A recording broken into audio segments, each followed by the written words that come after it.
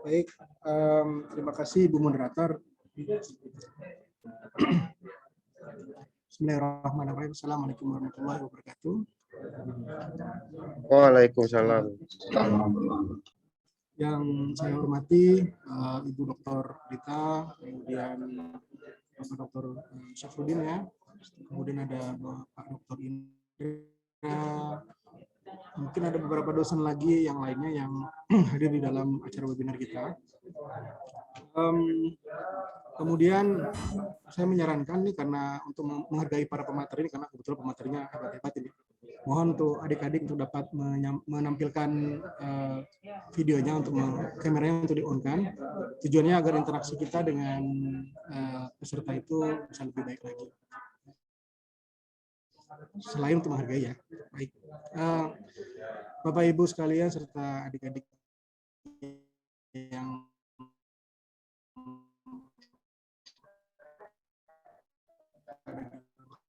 ini merupakan keturunan satu angkatan dengan Ibu Rita, kemudian satu angkatan lagi dengan Bapak Fadil ya, Dr. Fadil, Bapak Fadil, kemudian ada beberapa dosen lagi, Dr. Muhammad Idham, kemudian ada beberapa teman-teman lagi yang sangat dengan saya. Tadi CV sudah terintip sedikit ya, ada diintip sedikit itu, masuk tahun 97, lulus tahun 2003. Tuh, lumayan lama ya, kira-kira gitu ya. Tapi kadang-kadang number hanya sebuah number gitu, angka hanya sebuah angka. Tapi di balik itu semua kita mempunyai masa depan yang kita belum tahu sama sekali. Adik-adik sekalian, sebetulnya apabila saya menyampaikan hal ini kalah keren dengan dosen-dosen dari TPUNSIA sendiri. Agak malu juga saya untuk menyampaikan katakanlah success story kah, atau katakanlah the hidden story kah, atau cerita bagaimana bisa saya ketika melanjutkan studi setelah S1, kemudian S2, kemudian S3. Mohon izin Ibu Rita, kolega saya mungkin menyampaikan terlebih dahulu, ya artinya tidak menggurui ya Bu Rita dan teman-teman semuanya. Ini hanya bercerita mengenai kisah saya waktu menjalankan studi S3 di Kyoto. Boleh saya share screen? Boleh, Pak. Baik, saya mau izin share screen. Baik, saya tuh buat judul. Saya nggak tahu kira-kira judulnya itu mengena atau tidak, tapi kira-kira scholarship between your future and destination. Artinya kita tidak tahu nih sebenarnya beasiswa itu atau masa depan kita atau memang tujuan akhir dari hidup kita. Anyway, ini sebuah cerita, kira-kira begitu. Nah, dalam diskusi ini saya sangat berharap dalam presentasi ini saya sangat berharap ada diskusi antara kita. Dan mohon maaf juga karena kebetulan saya lagi ada rapat di Bogor sejak hari Jumat sampai dengan hari ini hari terakhir. Jadi saya akan on off apabila nanti di dalam diskusi rapat internal saya itu saya harus berbicara. Baik, tadi sudah disampaikan ya perkenalan. Kemudian saya merupakan mahasiswa TP generasi pertama tahun 97 hingga tahun 2003. Kemudian setelah 2003 selesai S2 saya melanjutkan selesai S1 saya melanjutkan S2 di IPB dengan bidang yang sama. Jadi S1 saya teknik pertanian, kemudian S2 saya teknik pertanian. Setelah itu saya berkelana bukan berkelana ya, melanjutkan hidup lah kira-kira begitu. 2008 saya bergabung di Kementerian Pertanian Republik Indonesia sebagai peneliti. Kemudian 2008 ya sampai dengan 2014. Kemudian 2014 saya melanjutkan studi saya. Kebetulan saya dapat beasiswa dari World Bank untuk melanjutkan studi saya di Kyoto University. Selesai tahun 2018, ini juga lumayan lama.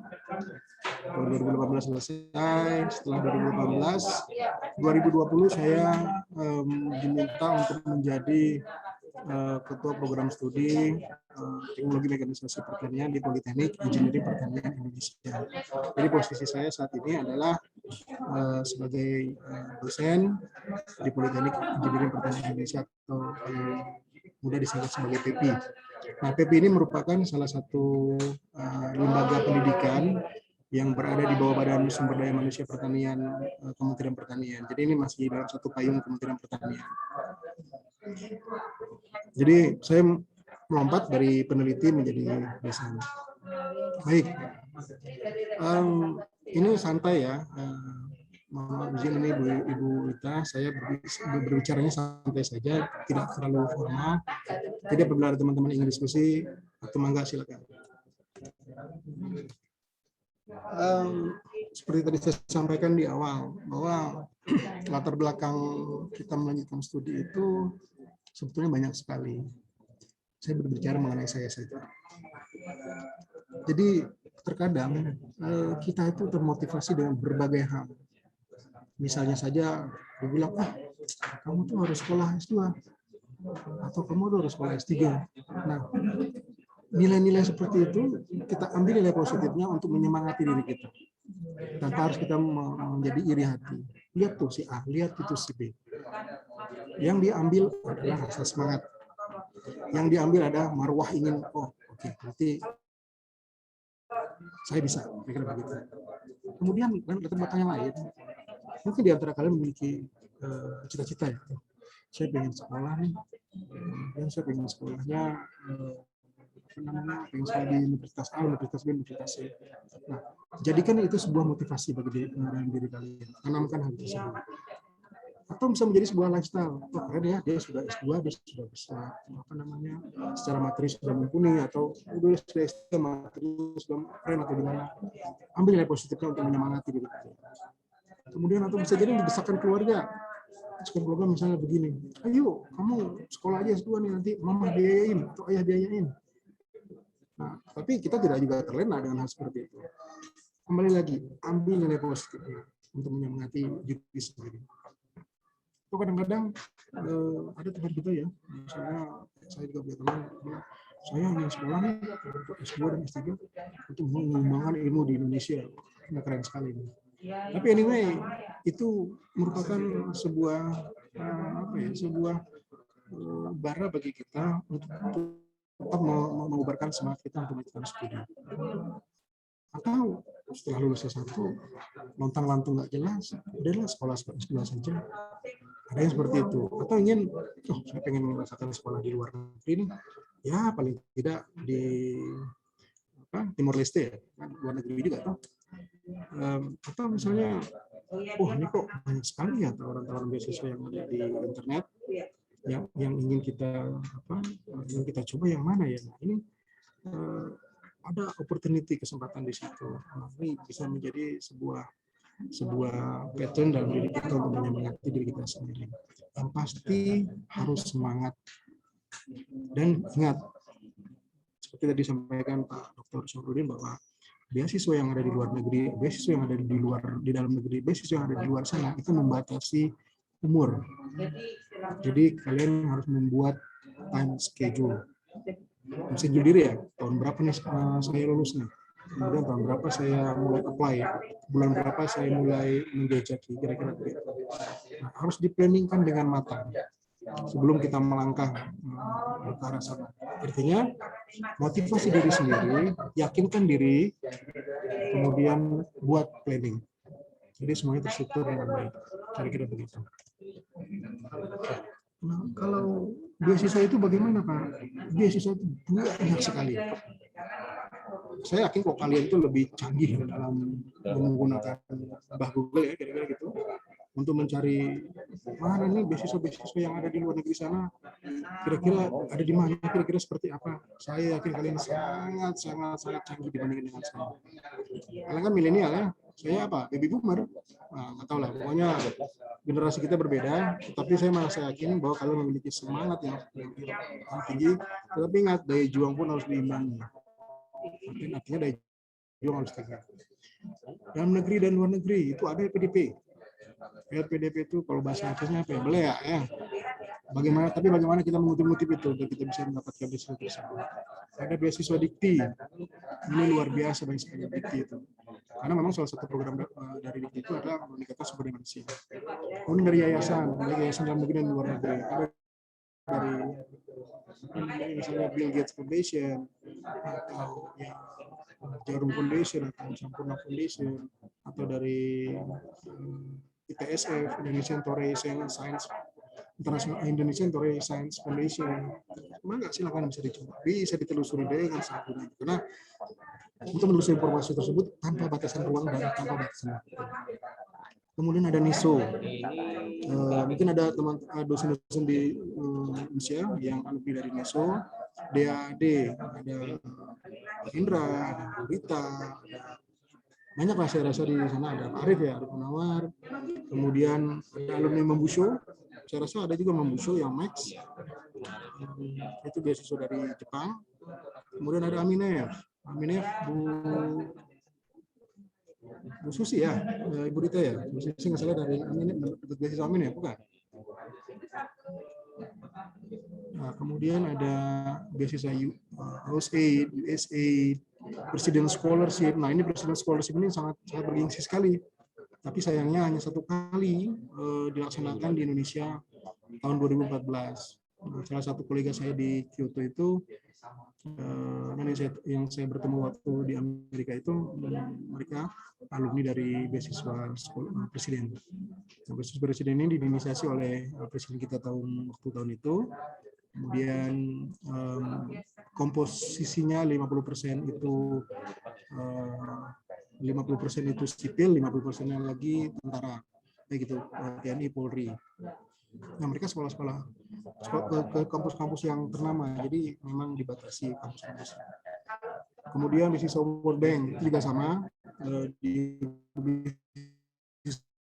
World Bank yang saya terima itu universitasnya juga dibatasi waktu itu, di atas itu nggak akan diberikan beasiswanya, nggak boleh apply lah kira-kira gitu. Jadi dibatasi untuk top 70 university Indo. Ya, mereka punya ranking sendiri kira-kira gitu. Kemudian ada Asian Development Bank, kemudian ada dari negara sendiri, misalnya dari Saudi Arabia, mereka memberikan beasiswa kepada beberapa orang atau secara umum, secara internasional, kalian coba bisa apply. Kemudian beasiswa dari universitas sendiri juga ada. Saya pernah mencoba apply ke Oklahoma State University waktu itu, jadi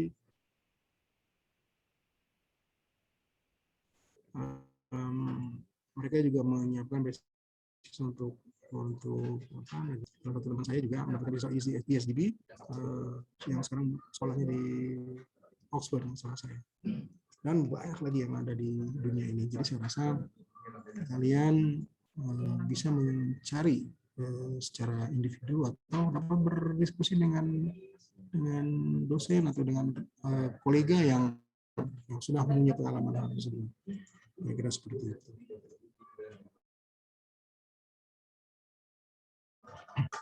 Oke, kita lanjutkan lagi. Strateginya gimana, Pak? Oke, tadi ya kalau kita berbicara strategi ini, seperti kita berbicara strategi perang. Artinya, saya berbicara mengenai kasus personal saya saja sendiri ya. Yang pertama yang saya lakukan adalah saya mencoba menganalisa SWOT dalam diri saya sendiri. Mapping lah diri Anda sendiri. Mulai dari strength, weakness, opportunity. Nah, itu kalian coba analisa. Kira-kira saya bagusnya di mana, baiknya di mana, kurangnya di mana, lemahnya di mana. Kalian yang bisa menganalisa diri kalian sendiri. Kemudian, mumpung masih mahasiswa, ini saya rasa masih mahasiswa di semester berapa nih? 5 atau semester 3. Nah, ini adalah kesempatan kalian untuk enhance your GPA. Karena beasiswa di luar negeri itu atau di dalam negeri sendiri itu membatasi minimal GPA. Kalau GPA-nya di bawah dari minimum, ya opportunity-nya akan kecil.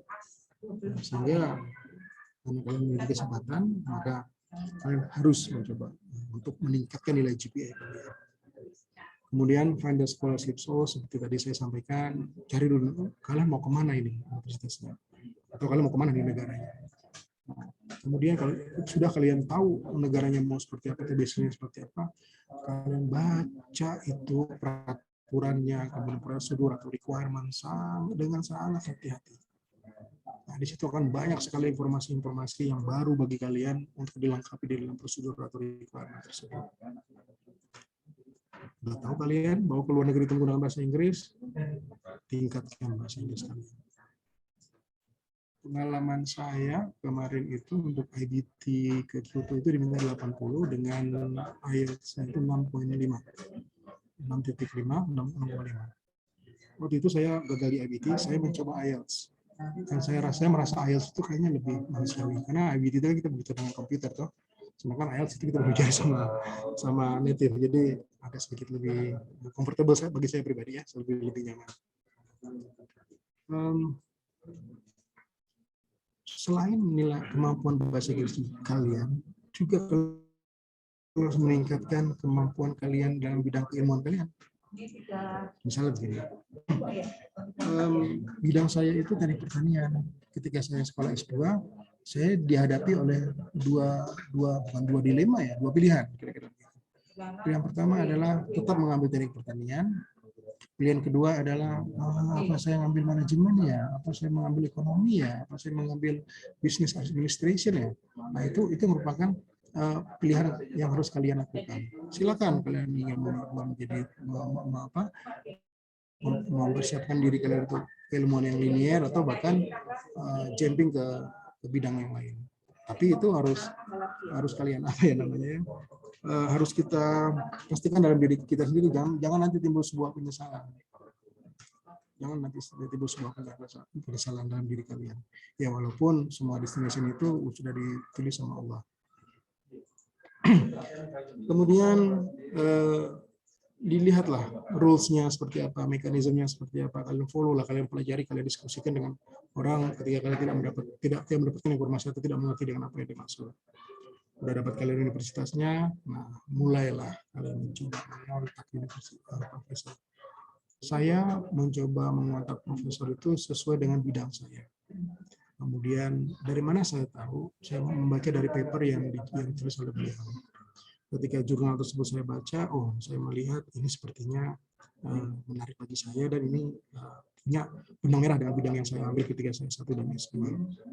Setelah itu, setelah saya tahu, kemudian saya siapkan diri saya, peluru-peluru GPA, peluru-peluru IBT, peluru-peluru personal knowledge tentang keilmuan itu saya siapkan. Barulah saya kontak dengan beliau itu.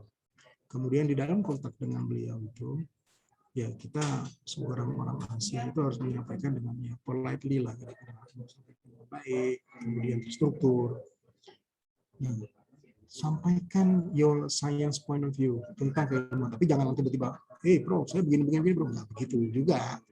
Jadi ketika diskusi itu ya, saya begini mahasiswa ini, saya ingin melakukan studi, atau saya awalnya begini tentang bidang keilmuan dia. Nah, ketika ditanya, terus saya mau nanya tentang ini, saya baca di paper profesor bahwa ini begini. Nah, akhirnya terjadi komunikasi melalui email yang dapat kita dilakukan.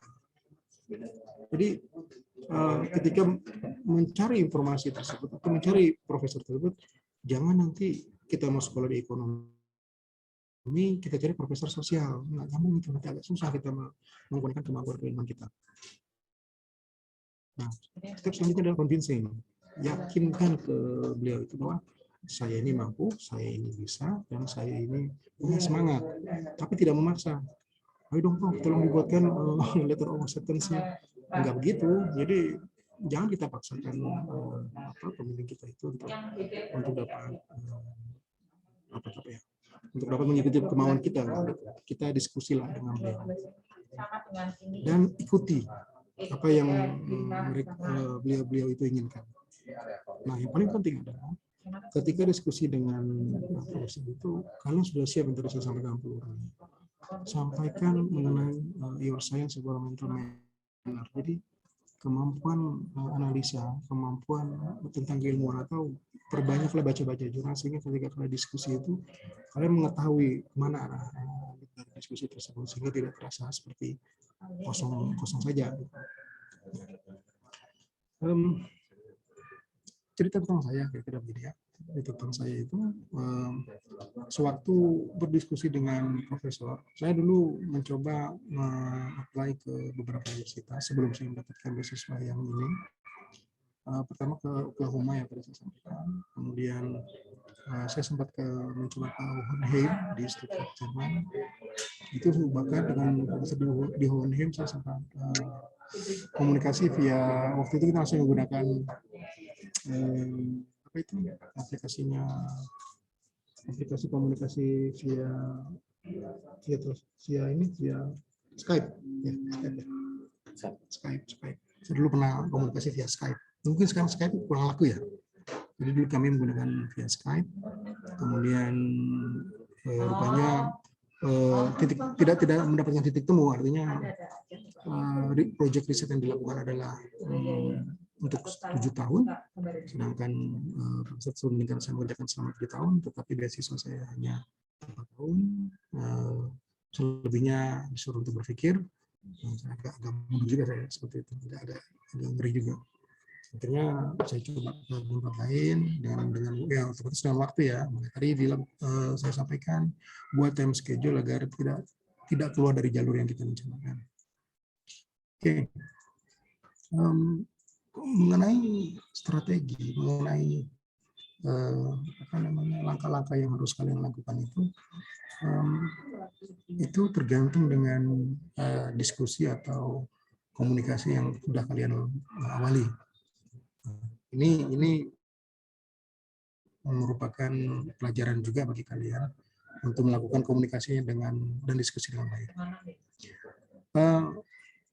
Untuk penyampaian saya rasa seperti itu. Nah, saya ingin bercerita mengenai negara tempat di mana saya bersekolah. Ini juga saya bertujuan menyemangati kalian untuk dapat bersekolah lebih jauh lagi, karena coba dilihat saya saja bisa, wah, kalian pasti bisa lah. Tinggal bagaimana kemampuan kalian sendiri. Kalau kemampuan kalian keras, diikuti dengan kemampuan, kemudian berusaha, dan terakhir adalah berdoa, atau berdoa juga dulu di awal juga boleh. Saya rasa kalian akan mampu.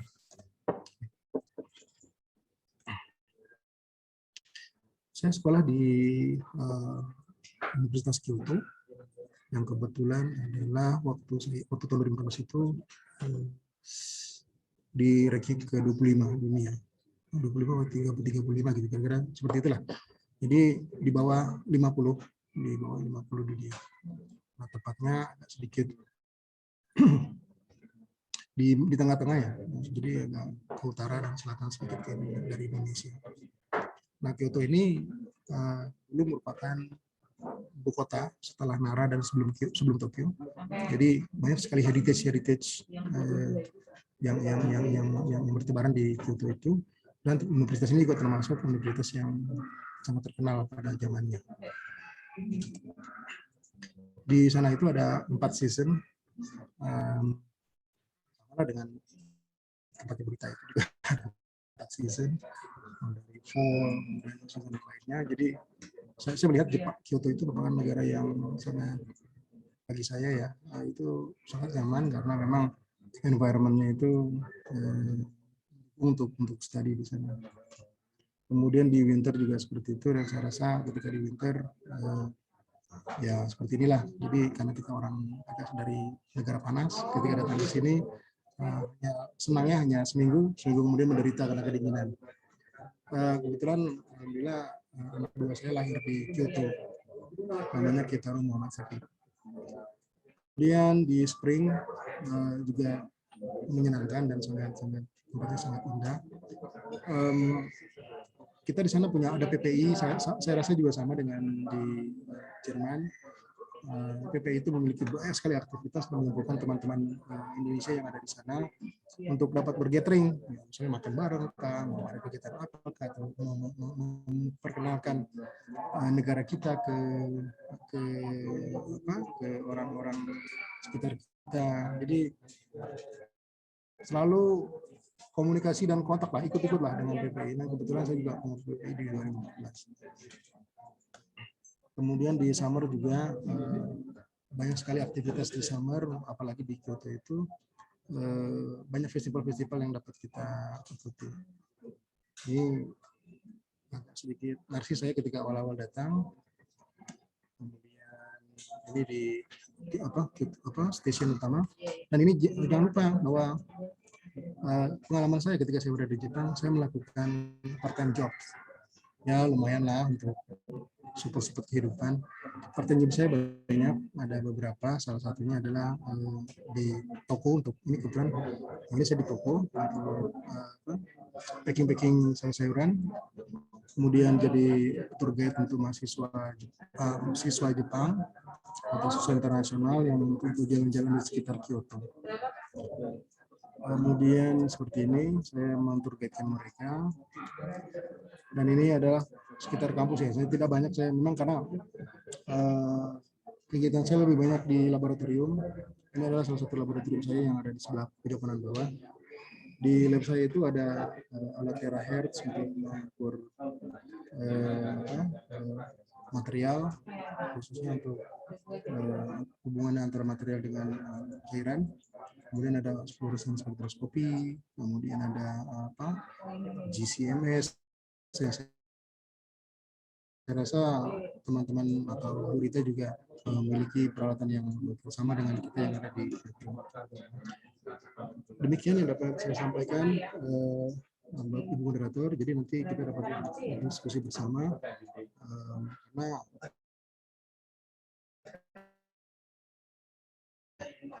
saya rasa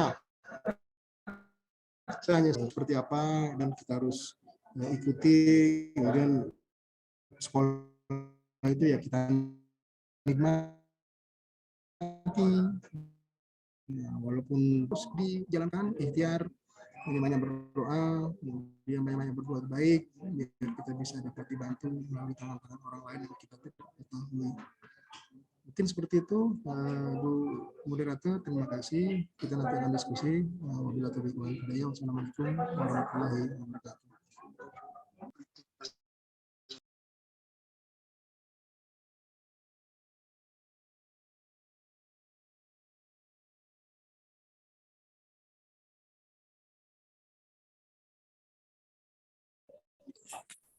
Oke, terima kasih kepada Bapak Dr. Hafiza. Nah, begitu banyak paparan materi dari puteri pertama kita. Jadi banyak yang dapat kita peroleh dari penyampaian beliau. Di antaranya banyak yang melatar belakangi melanjutkan studi seperti iri hati, cita-cita, gaya hidup, kebutuhan, dan sebagainya. Nah, materi pertama sudah menyampaikan materinya. Jadi kami dari panitia akan ada game. Nah, rule games-nya bisa di share screen? Oke. Udah lagi.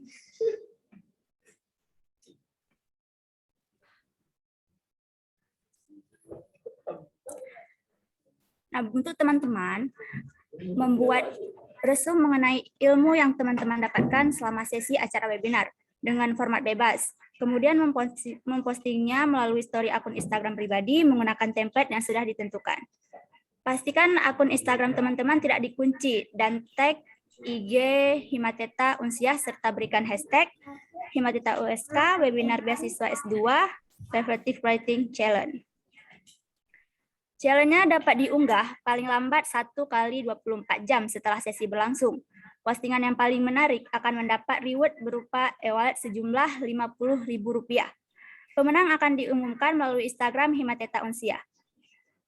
Nah, akan ada 1 orang pemenang di setiap sesi acara. Baiklah, langsung untuk materi kedua kita, yaitu Ibu Dr. Rita Khatir, STP MSc. Berikut CV beliau.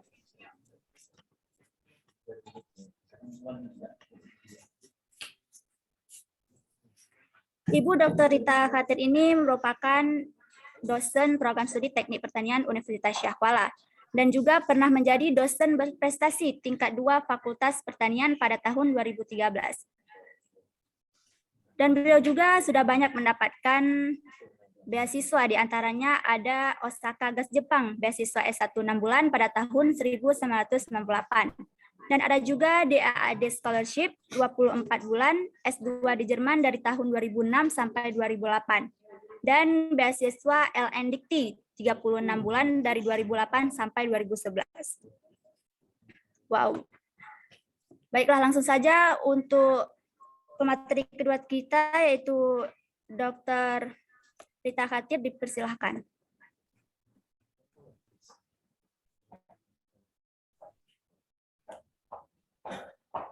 Terima kasih kepada moderator atas waktunya. Bismillahirrahmanirrahim. Assalamualaikum warahmatullahi wabarakatuh. Waalaikumsalam warahmatullahi wabarakatuh. Alhamdulillahirrahmanirrahim. Wassalatu wassalamu ala asyrafil anbiya'i wal mursalin wa ala alihi wa ashabihi ajmain. Senang sekali mendapat undangan dari Himpunan Mahasiswa Teknik Pertanian ya, karena seperti yang disampaikan oleh Bapak Dr. Muharfiza bahwa kebetulan ya kami adalah kawan satu angkatan ya di Prodi Teknik Pertanian, dan kami adalah angkatan pertama ketika Prodi Teknik Pertanian dibuka pada tahun 1997. Jadi sudah ditakdirkan oleh Allah ya. Pak Muhar itu dari Jakarta, kalau Ibu nggak salah, memang anak Jakarta, lulus ke TP. Kebetulan kalau Ibu anak Darussalam ya, dan lulus di TP. Nah, dan setelah bertahun-tahun kemudian ya, kita ketemu lagi di forum ini. Alhamdulillah juga Ibu sudah doktor dan Pak Muhar sudah doktor juga. Dan mungkin karena studi yang kita jalani inilah, kemudian kita diundang menjadi narasumber oleh adik-adik mahasiswa ya, yang merupakan calon alumni daripada teknik pertanian ya. Adapun judul presentasi yang Ibu ambil itu adalah studi lanjut dengan beasiswa siapa takut ya. Ada yang takut? Mudah-mudahan nggak ada yang takut. Kalaupun ada yang takut setelah webinar pada hari ini ya, menjadi berani ya, nggak takut lagi. Kira-kira seperti itu.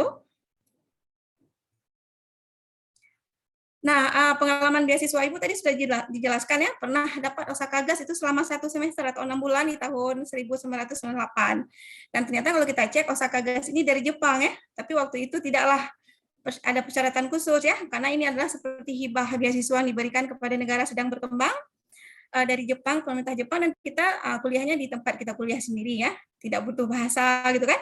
Kemudian di tahun 2006 sampai 2008 Ibu alhamdulillah mendapat DAAD Scholarship selama 2 tahun, dan kebetulan waktu itu DAAD ini adalah Kementerian Luar Negerinya Jerman ya, Academic Service-nya Jerman, dan kemudian sekolahnya itu harus di Jerman kalau beasiswanya DAAD. Dan kemudian nanti Bu kalau sempat bercerita bahwa ada satu hal yang jarang dilakukan oleh orang-orang ya, bahwa di 2008 Juli itu Ibu sidang S2, di Oktober 2011, Oktober 2008 ya, tadi kan Juli 2008 sidang S2, selesai S2, Oktober 2008 sudah lanjut S3 gitu, dengan beasiswa Dikti Luar Negeri, Dikti LN tadi, Dikti Luar Negeri, Angkatan 1, dan itu mendapatkan 3 tahun atau 36 bulan ya, untuk menyelesaikan S3 alhamdulillah selesai tepat waktu di tahun 2011, tepatnya di Agustus 2011 Ibu sudah wisuda doktor. So, making plan S1 adalah selagi SMA, making plan S2 selagi S1. Jadi sekarang kan mahasiswa sekalian kan S1. Jadi kalau ada rencana mau lanjut sekolah, maka perencanaan itu sudah dilakukan selagi S1, bukan nunggu selesai dulu gitu maksudnya. Dan kemudian making plan S3 selagi S2 inilah salah satu rahasia kenapa Ibu bisa di tahun yang sama ya, selesai S2 langsung melanjutkan S3. Dan kenapa kita mencari beasiswa, tadi juga alasan-alasan sudah dijelaskan. Ada satu hal yang mungkin bisa menambah motivasi kita untuk mencari beasiswa, itu yang pertama adalah kewajiban kita sebagai orang muslim ya. Dalam Al-Quran banyak sekali ayat-ayat yang berbunyi afala ta'qilun, afala tatafakkarun, dan Allah nyatakan bahwa manusia itu adalah makhluk yang paling sempurna dibandingkan makhluk-makhluk lain yang diciptakan oleh Allah, karena Allah berikan kepada kita akal. Dengan akal itu kita bisa belajar, berilmu pengetahuan. Kemudian Allah pertanyakan lagi, apakah kamu sudah menggunakan akal? Sudahkah kamu berakal? Sudahkah kamu berpikir? Yang maknanya adalah bahwa kemudian menuntut ilmunya adalah kewajiban, dan ada sabda daripada Rasulullah SAW, thalabul ilmi faridatun ya ala kulli muslimin wal muslimat. Nah, menuntut ilmu itu adalah kewajiban, bukan hanya laki-laki. Ala kulli muslimin wal muslimat, kata Rasulullah. Jadi bagi seorang laki-laki dan bagi setiap orang perempuan yang muslim. Jadi seperti itu, setara ya, kewajiban menuntut ilmu di dalam Islam. Nah, oleh karena itu kita haruslah punya semangat yang tinggi ya. Ada juga hadis lain dari Rasulullah yang menyatakan bahwa tuntutlah ilmu dari ayunan sampai ke liang lahat. So, selama kita hidup tidak boleh stop, tidak boleh kita merasa oh saya sudah selesai sekolah, sudah tamat, sudah paling tinggi education-nya, jadi nggak perlu belajar lagi. Tidak ada kamus itu di dalam hidup orang Islam. Yang ada adalah belajar dan terus belajar sampai kemudian kita nanti ditakdirkan meninggal dunia. Kemudian sekolah lanjutan itu mahal kan, apalagi kalau harus ke luar negeri. Jadi bayangannya di dalam negeri aja kalau kita mau S2, mau S3 itu mahal. Apalagi kalau kita ingin ke luar negeri, maka itu kita juga harus merencanakan mencari beasiswa. Kemudian tadi disampaikan bahwa beasiswa itu sebenarnya sangat banyak. Nah, supaya kita berpeluang untuk mendapatkannya, kita harus mempelajarinya, ya kan? Dan kemudian semakin tinggi pendidikan seseorang, maka seseorang itu akan semakin sukses atau berhasil. Nah, ada orang bilang, ngapain sekolah lagi? Kamu kan sudah dosen. Nah, kebetulan misalnya ibu langsung lulus menjadi dosen setelah S1. Jadi ibu waktu itu kan wisuda S1 Agustus ya, 2002. Bulan 11 dibuka dosen, bulan 12 sudah lulus, sudah dapat SK dosen di Desember 2002. Nah, mungkin waktu itu ya, kalau tidak memakai konsep Islam, untuk apa belajar lagi ya? Kan sudah ada kerja gitu. Nah, padahal teorinya adalah semakin tinggi pendidikan seseorang akan semakin sukses atau berhasil. Kemudian benar bahwa ada aturan seorang dosen wajib S2. Nah, kemudian ibu kan sudah mendapatkan S2. Nah, ketika S2 itu kan alhamdulillah kemudian ibu langsung lanjut ke S3 ya kan? Teman-teman ada juga yang bilang ngapain S3 S2 kan sudah cukup untuk perempuan kayak gitu kan? Waktu itu. Nah, ibu bilang enggak, saya mau S3 dulu supaya orang tua bisa bahagia atau bangga dengan saya bisa S3 gitu. Nah, dan itu benar ya, tercapai cita-cita misalnya ibu bisa menghadirkan orang tua di wisuda S3 ibu di Jerman ya, ayah ibu tuh hadir ke sana untuk melihat anaknya wisuda S3. Nah, kemudian keluar peraturan lagi dari pemerintah bahwa dosen itu wajib S3, tapi waktu keluar peraturan itu ibu sudah S3 loh. Nah, jadi kenapa? Karena pemerintah melihat bahwa SDM Indonesia harus ditingkatkan, salah satunya dosen itu harus diwajibkan S3, dan kemudian ini akan memberikan peluang-peluang yang bagus lagi, misalnya kita di education institution ya di Indonesia bisa membuka prodi S2, bisa membuka prodi S3 seperti itu. Jadi tidak boleh mengajar di S2 dosen yang belum S3, kira-kira seperti itu ya kan.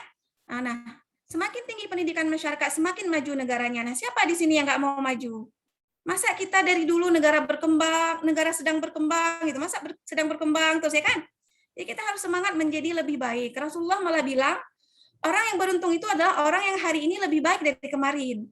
Kalau kita dari generasi ibu, terus generasi kalian besok tetap negara sedang berkembang, that mean kita orang yang rugi ya, karena sedang berkembang terus, tidak maju-maju. Nah, itu juga harus memotivasi kita supaya menjadi lebih baik ya, dengan membuat target bahwa saya harus lanjut studi seperti itu. Dan satu yang ibu warnai di sini, supaya S1-nya selesai. Nah, ada orang yang sudah S1, lulus S1 ya, lulus untuk kuliah di S1, kemudian tidak selesai, tidak tamat kuliahnya, kira-kira seperti itu. DO atau ter-DO-kan ya, seperti itu. Nah, ketika kita bisa membuat target bahwa kita akan lanjut S2, nah ini juga salah satu kunci bahwa S1-nya itu harus selesai. Nah, ada hikmah di situ ya. Nah, supaya angka orang-orang yang kemudian tidak selesai S1, padahal dia sudah masuk ya di perguruan tinggi itu bisa kita hilangkan ya. Oleh karena itu kita mau teman-teman kita motivasi terus, yuk belajar tentang mencari beasiswa, memburu beasiswa supaya amanah kita yang sekarang menjadi mahasiswa S1 selesai. Tidak boleh tidak selesai. Makanya salah satunya direncanakan bahwa kita akan melanjutkan lagi ke level yang lebih tinggi. Nanti kalau waktu habis disampaikan, tolong moderatornya ingatin Ibu ya. Nah, di sini ada tips yang Ibu mau bagi tentang mendapatkan beasiswa, dan itu sebenarnya sangat sederhana atau simple ya. Yaitu kita harus membaca ya, apa yang harus kita baca, syaratnya. Jadi itu nggak boleh malas. Malas membaca adalah kendala utama ya. Kenapa kemudian kita tidak maju? Nah, tips pertama ini adalah pelajari syaratnya, itu membaca syarat-syaratnya. Kemudian selain syarat harus dilihat timingnya, karena ada beasiswa yang dibuka itu 1 tahun sekali, ada yang 2 tahun sekali, dibilang tahap 1 dan tahap 2. Jadi kita lihat itu bulannya, sehingga kita bisa persiapan. Nah, sebenarnya judul webinar kita kurang tepat ya, berburu beasiswa 2021, tapi kita kan udah di akhir 2021. Nah, itu panitia nanti coba dipikirkan lagi. Ketika kita ngadain webinar tahun ini, maka kita memburu misalnya ya beasiswa tahun depan ya, atau tahun depan lagi, apalagi kalau kalian misalnya di letting yang semester 5 atau semester 7 gitu kan, masih tahun depan masih wisudanya S1 gitu kan. Jadi tahun depannya lagi. Nah, timingnya itu kurang tepat kalau berburu beasiswa 2021 dilaksanakan di akhir 2021. Nah, setelah kita pelajari syarat beasiswa dan timing kita tahu, kita perlu meningkatkan kemampuan berbahasa. Bahasa ini adalah alat. Jadi bahasa ini kalau secara ilmu pengetahuan, ada ilmu pengetahuan alam, ilmu pengetahuan sosial, dan ada ilmu metodologi atau alat. Bahasa berada di situ, di cabang ilmu yang ketiga. Nah, kita sebenarnya wajib memperkaya diri dengan kemampuan berbahasa asing. Kita sudah bisa berbahasa Indonesia, sudah bisa berbahasa Aceh, kan? Berbahasa Jawa, mungkin kalau kita dari Jawa. Nah, kita harus tambah dengan bahasa-bahasa asing yang diakui secara internasional. Misalnya sekarang nomor 1 itu ada bahasa Inggris, kemudian ada bahasa Arab, ya, bahasa Jerman, dan seterusnya. Kemudian kita meningkatkan pertemanan atau networking, salah satunya dengan melaksanakan webinar seperti ini, atau ada seminar internasional, seminar nasional diselenggarakan. Contohnya baru-baru ini ada IKTES yang dilaksanakan oleh prodi kita, ada ICAGRI yang dilaksanakan oleh Fakultas Pertanian, atau konvent-konvent lain ada kesempatan ikut. Karena di situ kita juga menambah network, mengenal para profesor yang mungkin nanti akan kita minta menjadi profesor kita, seperti itu. Nah, lakukan hal-hal seperti itu. Buat agenda bahwa kita ingin ikut di kegiatan-kegiatan ilmuwan ya, diskusi ilmuwan, dan kemudian harus lulus TOEFL. Lulus TOEFL juga bukan hanya untuk mendapatkan beasiswa ya, karena mau sidang kan diminta juga harus lulus TOEFL baru boleh sidang ya kan. Nah, jadi jangan jadikan TOEFL sebagai hambatan, karena dia memang diminta di banyak hal, bukan hanya di beasiswa ya.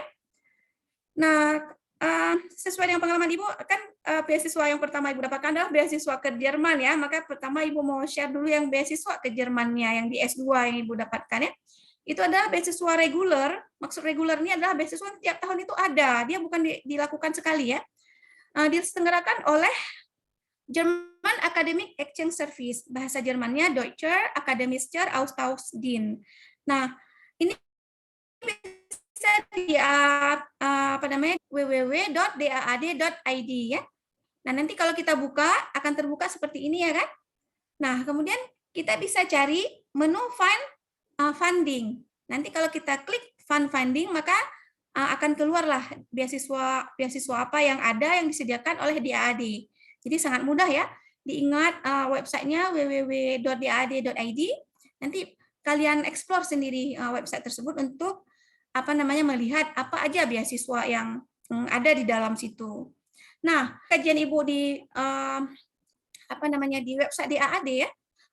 Beasiswa ke Jerman itu dibagi dalam 4 macam, di sini bisa kalian lihat ya. Yang pertama adalah beasiswa untuk S1 ya. Ini namanya for undergraduates. Jadi sebenarnya kalau misalnya teman-teman itu di level SMA mendapatkan webinar ini, dia bisa berkesempatan mengambil S1-nya di Jerman. Jadi bukan S2. Nah, kira-kira seperti itu. Nah, kemudian ada jenis beasiswa S2 atau S3, namanya scholarship for graduates. Nah, sekarang kita kan S1, berarti kita akan menyelesaikan S1 di Fakultas Pertanian, gitu kan? Kalau ada tadi yang dikatakan dari prodi lain ya, bukan prodi Teknik Pertanian. Nah, kita peluangnya di sini yang kita lamar itu, yaitu scholarship for graduates. Ada untuk S2 dan untuk S3. Nah, kalau kita sedang S1, maka kita akan apply untuk S2. Kalau kita nanti sudah S2, maka kita apply kira-kira untuk S3. Yang namanya sama, itu for graduates. Kemudian ada beasiswa untuk ilmuwan. Nah, ketika kita sudah graduate ya, sebenarnya kita sudah menjadi ilmuwan. Hanya di luar negeri yang dianggap ilmuwan itu adalah orang yang sudah graduate S3. Itu sudah menjadi ilmuwan. Sehingga kemudian bagi orang yang sudah selesai S3, contohnya misalnya Ibu kan, sudah S3, Pak Umar sudah S3, maka bisa nggak beasiswa lagi? Ke Jerman bisa, apa namanya, postdoc. Setelah doktoral. Nah ini beasiswa untuk ilmuwan, jadi berkesempatan lagi. Nah, benar-benarlah mereka mengaplikasikan tadi teori Islam ya, bahwa menuntut ilmu itu tidak ada batas, dari ayunan sampai ke liang lahat. Sehingga untuk orang yang sudah S3 pun disediakan. Cuma durasinya di sini kan tentu berbeda. Untuk postdoc ini kisaran 3 bulan sampai 1 tahun. Kalau untuk S2 2 tahun ya kan, untuk S3 3 tahun seperti itu.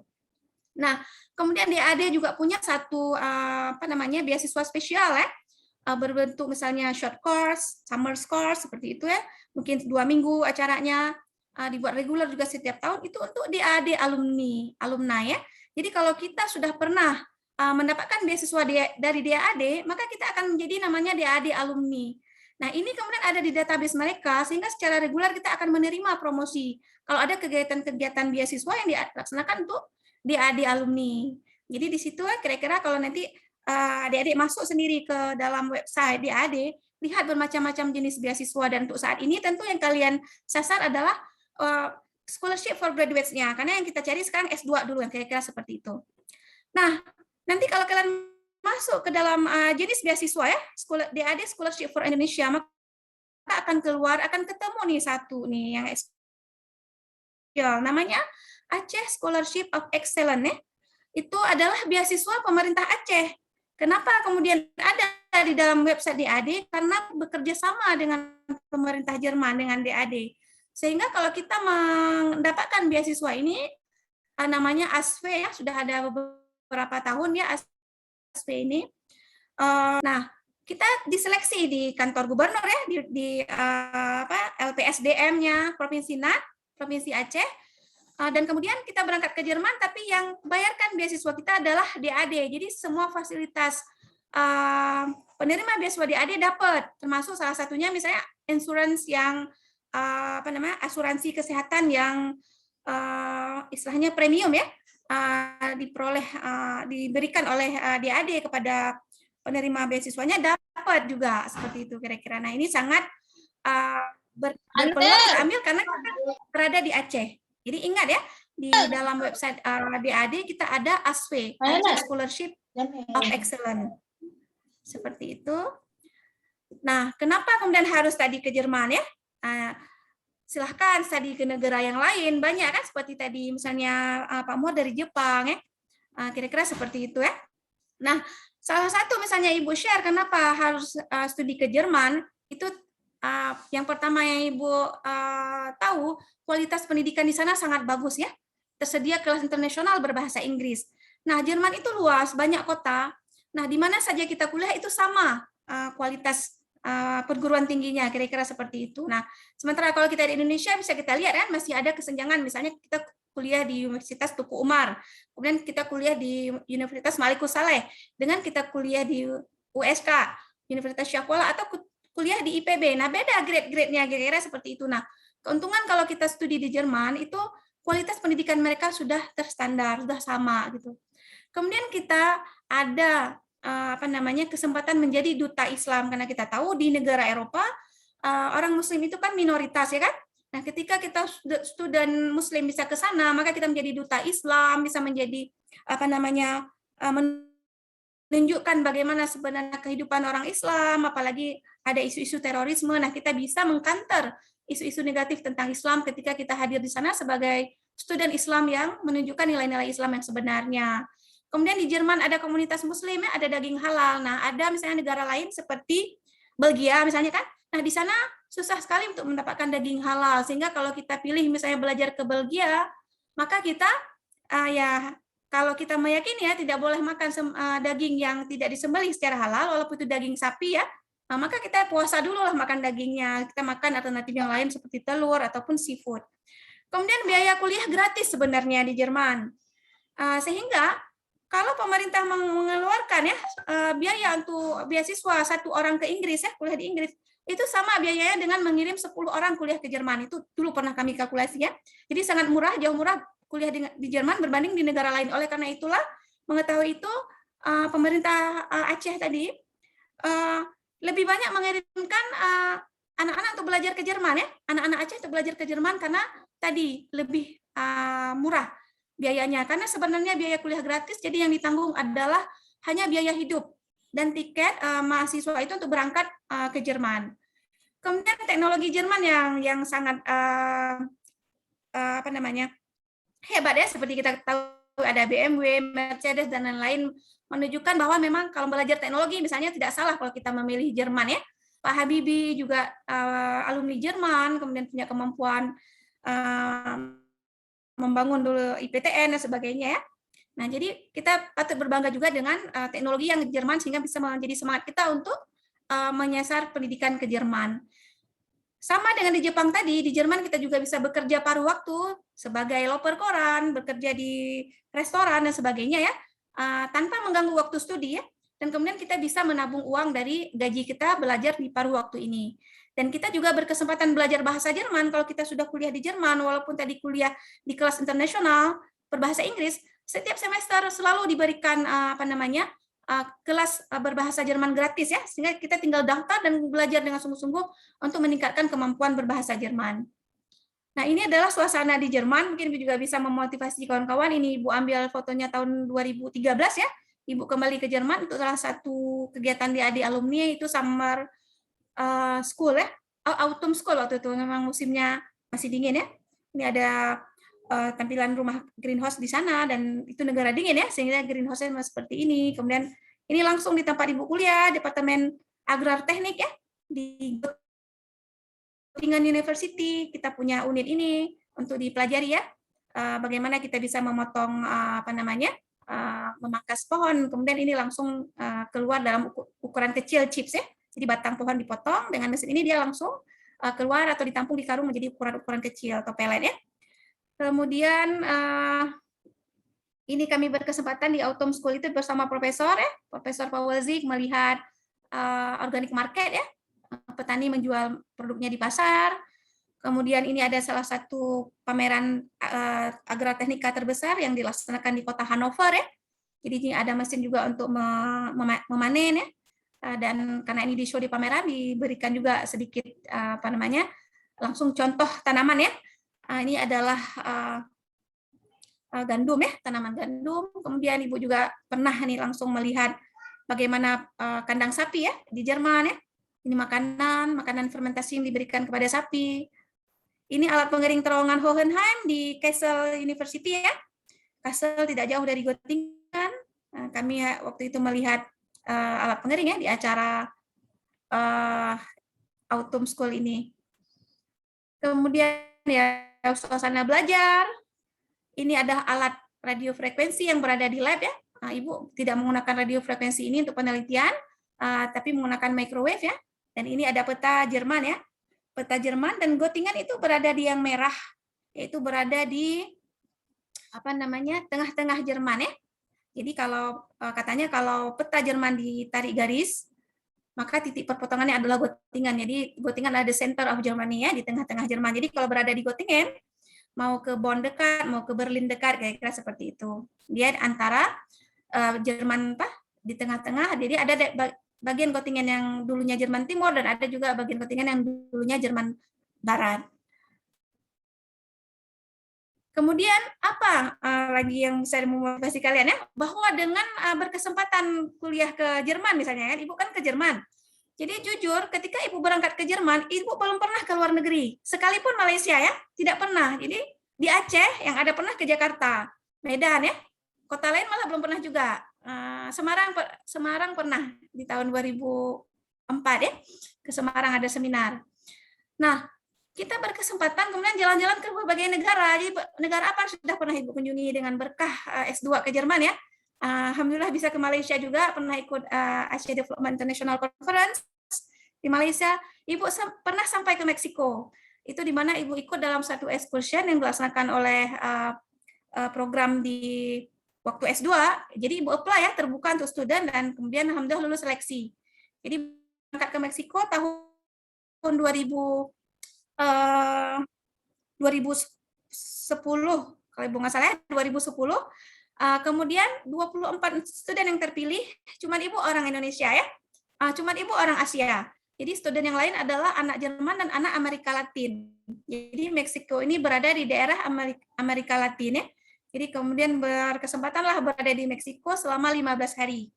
Pernah juga Ibu ikut konferen di Swiss, pernah jalan-jalan ke Norwegia, Belanda, Prancis, dan Belgia. Nah, jadi itulah berkah ya. Kita tujuannya belajar S2 ke Jerman, tapi dapat juga kesempatan untuk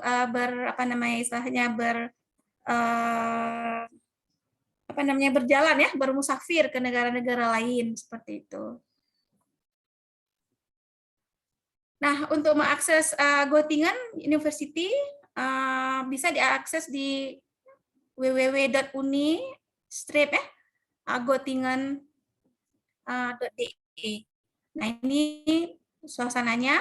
Nah, kalau kita membuka semua university yang ada di Jerman, maka itu akan keluar nanti kan berbahasa Jerman. Nah, cari di sudut, biasa di sudut kanan atas ya, ada kata Deutsch, Deutsch ini ada Jerman, klik aja nanti akan keluar, kemudian tergantikan dengan kata Inggris ya. Nah, jadi kita juga tidak usah khawatir ya, bahwa kita bisa memperoleh informasi berbahasa Inggris di dalam website, dan ini sangat penting nanti ketika kita menelusuri kebutuhan mencari LOE ya, Letter of Admission ya, di mana kita mau sekolah. Nah, ini sangat mudah caranya. Nah, kemudian yang kedua yang Ibu mau share setelah beasiswa ke Jerman tadi, jadi ke Jerman jelas ya, tadi beasiswa di AAD, dan kemudian kita berpeluang mendapat beasiswa dari pemerintah Aceh ya, dan kebetulan dia sudah bekerja sama dengan DAD ke Jerman. Nanti waktu realisasi yang bayar juga DAD, karena uang pemerintah Aceh ditransfer ke DAD, kira-kira seperti itu. Hanya untuk beasiswa DAD kita langsung seleksi di website DAD, sementara untuk beasiswa yang ASV tadi kita seleksinya di LPSDM, atau mana nanti coba dicek lagi yang pemerintah Aceh punya, waktu implementasi baru terintegrasi dengan DAD. Kemudian pengalaman beasiswa selanjutnya yang mau Ibu share adalah beasiswa LPDP. Tadi ada dalam list dari narasi Pak Muhari ya kan? Nah, kenapa Ibu pilih beasiswa LPDP? Karena beasiswa S3 Ibu ada beasiswa luar negeri ya, dari Dikti. Nah, kemudian beasiswa ini berubah sekarang menjadi beasiswa LPDP. Jadi beasiswa luar negeri Dikti itu sudah nggak ada lagi, sudah menjadi beasiswa LPDP. Nah, oleh karena itu yang Ibu ingin sampaikan sekarang adalah beasiswa LPDP-nya, kira-kira seperti itu. Dan ini bisa diakses di www.lpdp.kemenku.go.id. Nah, kalaupun susah menghafal alamat ini ya, tinggal ke Google, go to Google, kemudian kalian ketik aja beasiswa LPDP, nanti keluar. Ketik lagi beasiswa DAD, nanti keluar atau diarahkan ke websitenya, kira-kira seperti itu. Boleh juga kalau ada ini langsung copy, kemudian diklik di di search-nya. Nah, ini ada, kalau kita klik menu www.lpdp sekarang akan keluar kebijakan beasiswa LPDP 2021 dan unduhan. Nah, inilah harus kita unduh semua, kita download dan kita baca, kita pelajari. Sebagai langkah satu tadi kita mau mencoba mendapatkan beasiswa. Nah, di dalam beasiswa ini berdasarkan kajian Ibu ya, secara singkat, cepat ya, mungkin ada yang kurang, mohon maaf. Ada 3 jenis beasiswa yang diberikan oleh LPDP pada saat ini, yaitu ada jenis afirmasi namanya, kemudian jenis targeted, dan jenis umum. Nah, beasiswa afirmasi ini adalah beasiswa berkebutuhan khusus. Nah, orang yang berkebutuhan khusus ya, ada kecacat, nah bisa memilih ke sini. Seperti itu. Jadi kalau ada mahasiswa Ibu yang berkebutuhan khusus, ngambil beasiswa yang ini karena sudah disediakan. Secara statistik peluangnya menjadi lebih besar daripada masuk ke yang reguler. Kita misalnya ada berkebutuhan khusus ya kan? Kita apply di reguler. Ya bersainglah kita dengan orang-orang sehat. Nah, tapi kalau kita berkebutuhan khusus tadi, kita langsung aja ke beasiswa afirmasi berkebutuhan khusus, maka peluang kita untuk lulus menjadi lebih besar. Kemudian ada juga beasiswa daerah afirmasi. Nah, daerah afirmasi ini adalah daerah khusus yang dipilih oleh pemerintah, yang mana pemerintah ingin lebih banyak fokusnya menyekolahkan anak-anak yang berasal dari provinsi tersebut. Nah, ini dilihat list provinsi daerah afirmasi, dan kebetulan Aceh nggak ada dalam daerah afirmasi ini, tapi Sumatera Utara, khususnya dari Nias, itu dapat gitu. Jadi tinggal diunduh dulu beasiswa afirmasi, ini diklik, dicari informasi provinsi apa yang berada di dalam daerah afirmasi target pemerintah ya kan. Aceh kenapa nggak ada? Boleh jadi karena kita sudah punya dana otonomi tadi yang sangat besar dan kemudian bisa digunakan oleh pemerintah Aceh secara langsung untuk memberikan beasiswa kepada anak-anak Aceh. Kemudian prasejahtera adalah beasiswa yang diberikan untuk orang miskin, untuk anak miskin. Nah, kalau kita dari keluarga prasejahtera, ambil ini Ibu sarankan. Jangan ambil yang reguler. Tadi kenapa? Karena kalau kita dari keluarga miskin, anak petani misalnya kan, apply beasiswa prasejahtera supaya peluang lulus kita menjadi lebih besar. Nah, kira-kira seperti itu. Kemudian ada targeted atau kelompok targeted beasiswa itu untuk anak PNS, TNI, dan Polri. Nah, pemerintah juga ingin mensupport ya PNS, TNI, dan Polri karena jasa-jasa orang tua kita ya sebagai PNS, TNI, dan Polri, maka kita berpeluang juga untuk mendapatkan beasiswa ini. Atau memang sedang jadi PNS ya, sudah PNS misalnya ingin lanjut beasiswa bisa mengambil yang ini. Kemudian ada program baru dari pemerintah itu beasiswa kewirausahaan. Nah, kenapa ini beasiswa kewirausahaan ada ya? Karena ada satu fenomena bahwa ya kita sudah tingkatkan orang-orang bersekolah ya, jadi lulusan perguruan tinggi sudah semakin banyak sekarang di Indonesia. Namun ada data bahwa angka pengangguran meningkat.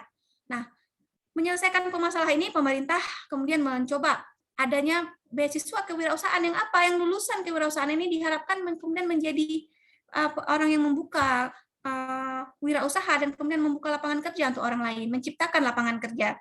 Jadi sehingga ada beasiswa khusus kewirausahaan dan Ibu sudah coba download ya materi ini dan kemudian listnya itu memang prodi yang kewirausahaan dan rata-rata itu dari negara Amerika Serikat ya lebih banyak yang menawarkan keilmuan kewirausahaannya.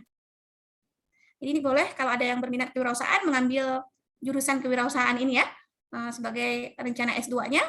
Nah, wirausaha ini juga sangat layak dikembangkan oleh kita yang berbasis teknik pertanian atau berbasis pertanian secara umum, di mana negara kita adalah negara yang berbasis agraris tadi ya kan. Kondisinya sekarang kan negara kita agraris menghasilkan sumber daya yang banyak, tapi kebanyakan kita ekspor dalam bentuk mentah ya kan. Dan kenapa? Karena kelemahan kemampuan berwirausaha anak negeri ya. Sehingga petani menjual produknya tanpa diolah dan kemudian setelah diolah kita menjadi pembeli konsumennya daripada produk tersebut. Kemudian beasiswa umum itu ada reguler, PTUD ya, perguruan tinggi utama dunia. Nah, pemerintah juga membuat beasiswa seperti ini. Kenapa? Karena diharapkan kalau kita bisa mengirimkan mahasiswa atau generasi untuk sekolah di perguruan tinggi utama dunia akan berdampak juga kepada nanti lebih bagusnya kualitas sumber daya manusia Indonesia. Kemudian ada jenis co-funding. Co-funding ini adalah kerjasama. Jadi dalam hal ini beasiswa itu dibagi dua. Ada biaya pendidikan, ada biaya hidup. Nah, co-funding ini nanti LPDP menanggung salah satunya. Boleh jadi yang ditanggung oleh LPDP biaya hidup. Kalau biaya pendidikan tadi misalnya ke Jerman kan ditanggung sama universitas atau pemerintah karena di sana kuliahnya gratis. Maka kalau kita pergi ke Jerman, kita bisa apply yang co-funding biaya hidup oleh LPDP. Apa biaya hidup? Misalnya tiket pulang pergi dan biaya apartemen, biaya makan ditanggung oleh LPDP. Seperti itu. Jadi menarik juga nih ya, dengan informasi bahwa kuliah di Jerman gratis, kita berpeluang untuk pergi kuliah ke Jerman mengambil yang co-funding. Kira-kira seperti itu. Nah, ini ada daftar PTUD 2021 yang Ibu lihat dalam material yang bisa kita download. Jadi kalian di-download sendiri ya, ini sebagai contoh ya. Ada universitas yang terkenal ya di dunia dan rata-rata ini juga kita Amerika Serikat, ada Inggris dan ada Swiss. Malah Jermannya nggak ada. Nah, Ibu pernah seminar nih di ETH Zurich ya, yang pengalaman Ibu ke Swiss tadi di tahun 2010.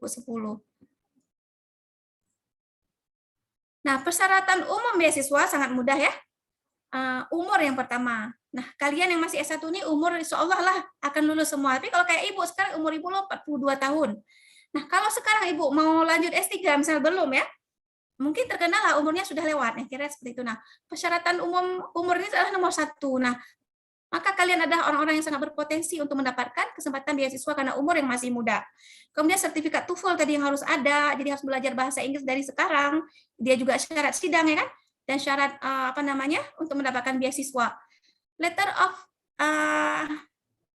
acceptance ya, ada 2 nanti letter of acceptance, ada yang dari perguruan tinggi, atau namanya LOA admission, ada yang nanti LOA dari profesor atau supervisor. Nah, ini ada 2 nanti, ada yang cuma minta satu dulu biasa yang LOA admission, jadi setelah kita berada di luar negeri baru kita cari profesor, ada yang sebelum berangkat harus ada dua-duanya. Nah, kemudian syarat umumnya tidak sedang menerima beasiswa, jadi kita harus sangat jujur ya. Kita tidak boleh double-double beasiswa, nah seperti itu ya. Nah, tapi apply boleh banyak-banyak. Jadi kalau sudah lulus 1, konfirmasilah ke tempat lain yang kita lamar bahwa kita sudah lulus, seperti itu. Jadi mundur istilahnya. Jangan sampai kita mengambil 2 atau 3 beasiswa sekaligus. Tidak boleh ya. Kemudian riset proposal, biasa diminta juga. Nah, ini dibuat singkat 1 halaman atau sampai 3 halaman dan membuat 1 lembar komitmen statement tentang diri kita, personal kita, apa tujuan sekolah dan tujuan studi lagi dan sebagainya, dan dibuatlah semenarik mungkin ya, sebagus mungkin sehingga waktu dibaca diputuskan oh anak ini layak untuk pergi sekolah, pergi kuliah lagi gitu dengan bahasa yang bagus. Kenapa alasan kita ingin melanjutkan sekolah. Nah, alasan kalau kita apply ke luar negeri maka yang harus ditulis adalah alasan untuk diri dulu. Diri, keluarga, dan masyarakat. Nah, kita sering kalau berdasarkan kebudayaan ya, maka kita tulis sesuatu selalu untuk orang lain dulu. Nah, kalau orang barat menilai enggak, tulis dulu untuk diri sendiri, baru untuk orang lain dan masyarakat, untuk keluarga dan masyarakat, kira-kira seperti itu. Karena apa? Kalau diri kita belum berdaya, mana mungkin kita berdayakan orang lain kan? Kalau kita belum bisa bermanfaat untuk diri sendiri, bagaimana kita bisa bermanfaat untuk orang lain? Nah, ini rahasianya ya. Kira-kira di sini waktu membuat 1 lembar komitmen, usahakan betul-betul menjelaskan dulu apa keuntungan sekolah itu untuk diri kita ya. Nah, dan kemudian bagaimana setelah diri kita berdaya, kita bisa bermanfaat untuk orang lain. Sumber-sumber beasiswa sangat banyak, negara-negara. Nah, tadi Ibu pernah di Jerman, ya kan? Ada ke Jepang tadi Pak Muhammad. Nah, sangat berpeluang karena kita orang Islam belajar ke negara Timur Tengah, dan kita tahu negara Timur Tengah adalah negara-negara kaya ya. Ada Creative Innovation Scholarship dari Qatar, kemudian Kementerian Luar Negeri dan Kementerian Pendidikan Kuwait juga memberikan beasiswa, dan ada beasiswa dari pemerintah Saudi di Saudi Arabia di King Saud University. Nah, tahun lalu IKTS kita mengundang salah satu narasumber yaitu Associate Professor Amro Babikar Hasan ya, dan sekarang beliau menjadi dosen di King Saud University ya. Dia kebangsaan Sudan ya, teman S3 Ibu. Nah, sangat berpeluang kita juga melanjutkan pendidikan teknik pertanian ya di King Saud University. Nah, sekalian nanti bisa naik haji ya. Nah, kemudian sumber beasiswa selain negara-negara tadi ada perusahaan-perusahaan besar. Karena perusahaan-perusahaan besar ini ada dana yang namanya dana CSR, yang salah satu alokasinya atau peruntukannya adalah untuk beasiswa. Seperti PT Pertamina, Sampurna, dan lain-lain. Kalian pergilah ke website mereka. Buka websitenya, nanti ada bagian beasiswanya. Universitas juga kadang-kadang menyediakan beasiswa seperti UI, ITB, IPB, dan USK sendiri. Nah, kalian lihatlah ada mahasiswa Palestina di USK. Nah, itu mereka berada di sini adalah beasiswa dari kita pada Universitas Syah Kuala. Kemudian ada charity seperti Dompet Duafa, Rumah Amal Masjid Jami, ya. Ada juga personal melalui kegiatan orang tua asuh, jadi sumber beasiswa bisa kita bilang unlimited, ya kan, tidak terbatas. Nah, hal yang penting diingat, mungkin terakhir dari Ibu adalah tidak boleh menggunakan beasiswa yang sama berurutan. Jadi kalau kalian lihat sejarah Ibu tadi kan S2-nya dengan DAD, nah S3-nya sudah dengan beasiswa luar negeri dikti. Nah, kenapa? Karena ada syarat dari DAD. Kalau sudah selesai S2 DAD, pulang dulu 2 tahun baru boleh apply S3 dengan DAD. Nah, itu juga perlu kalian tahu. Sehingga ketika kalian dapat misalnya beasiswa S2-nya dengan DAD, siap-siap cari beasiswa non-DAD untuk lanjut S3-nya. Ya. Kemudian tidak boleh menggunakan lebih dari 1 beasiswa dalam waktu yang sama, karena ini curang, ya, culas, ya, nggak boleh.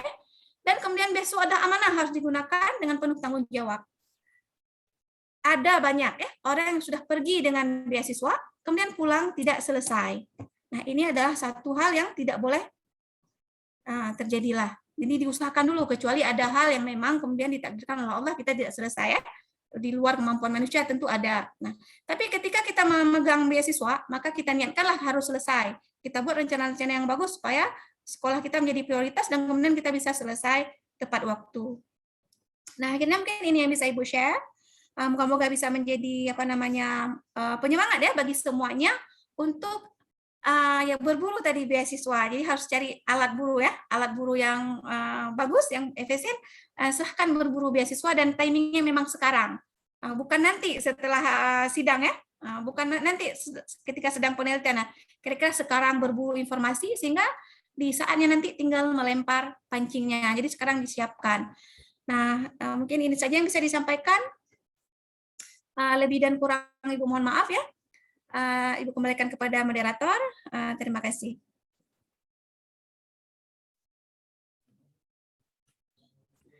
Baik, terima kasih kepada Ibu Rita Khatir. Nah, kita kembali lagi, yaitu menuntut ilmu adalah kewajiban bagi seluruh muslim. Jadi, carilah beasiswa. Baiklah, kedua pemateri sudah siap menyampaikan materinya. Diingatkan lagi, jangan lupa kita mengadakan door prize untuk resum terbaik dan penanya terbaik. Jadi, ayo ikut. Siapa tahu kalian jadi pemenang. Jadi, tiba saatnya kita masuk pada sesi tanya-jawab. Namun, sebelum itu, saya juga ingin bertanya kepada kedua pemateri kita. Untuk mahasiswa kira-kira apakah jadi kendala untuk mendaftar beasiswa S2? Bagaimana itu, Bu? Pak? Kalau saya tahu Ibu tidak ada kendala, ya. Malah bagus. Sudah selesai apply gitu kan? Nggak ada mati ijazahnya, kira-kira seperti itu. Umur tadi biasa yang jadi batasannya dilihat. Jadi kalau lama kali udah 10 tahun S1 baru mau lanjut, lihat dulu umurnya masih cukup enggak. Karena di beasiswa S2 biasanya disyaratkan sebelum 25 gitu kan. Nanti kalian lihat lagi ya masing-masing. Kalau S3 disyaratkan sebelum 32 kalau nggak salah Ibu. Jadi umur kita ya, bukan ijazah. Baiklah. Nah, bagi peserta yang ingin bertanya, silahkan hidupkan mic, sebutkan nama, instansinya, dan diperuntukkan untuk siapa pertanyaan tersebut. Diharapkan untuk bertanya secara langsung, kecuali memang sangat terkendala, itu boleh ditanyai melalui chat. Baik, langsung saja kita mulai sesi tanya-jawab. Saya persilakan kepada partisipan untuk bertanya.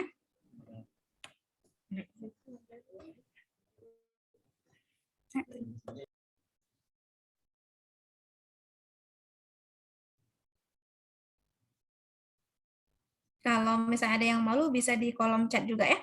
Di kolom chat ditulis pertanyaan, kan nama dulu, prodi apa, kemudian pertanyaan.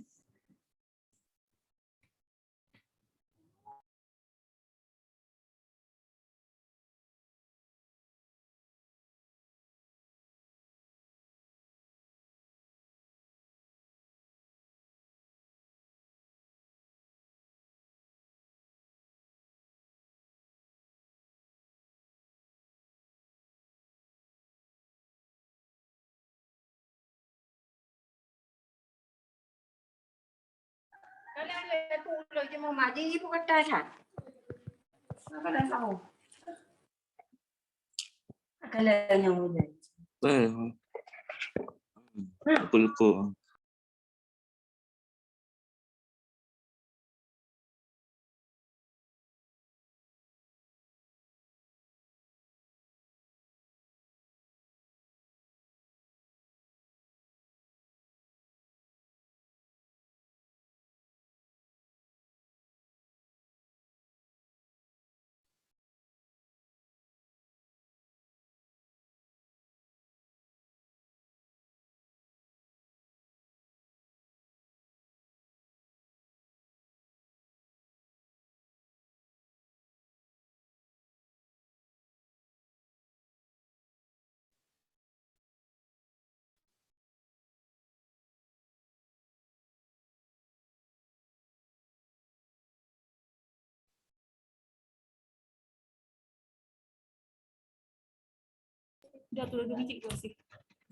Ya, silakan.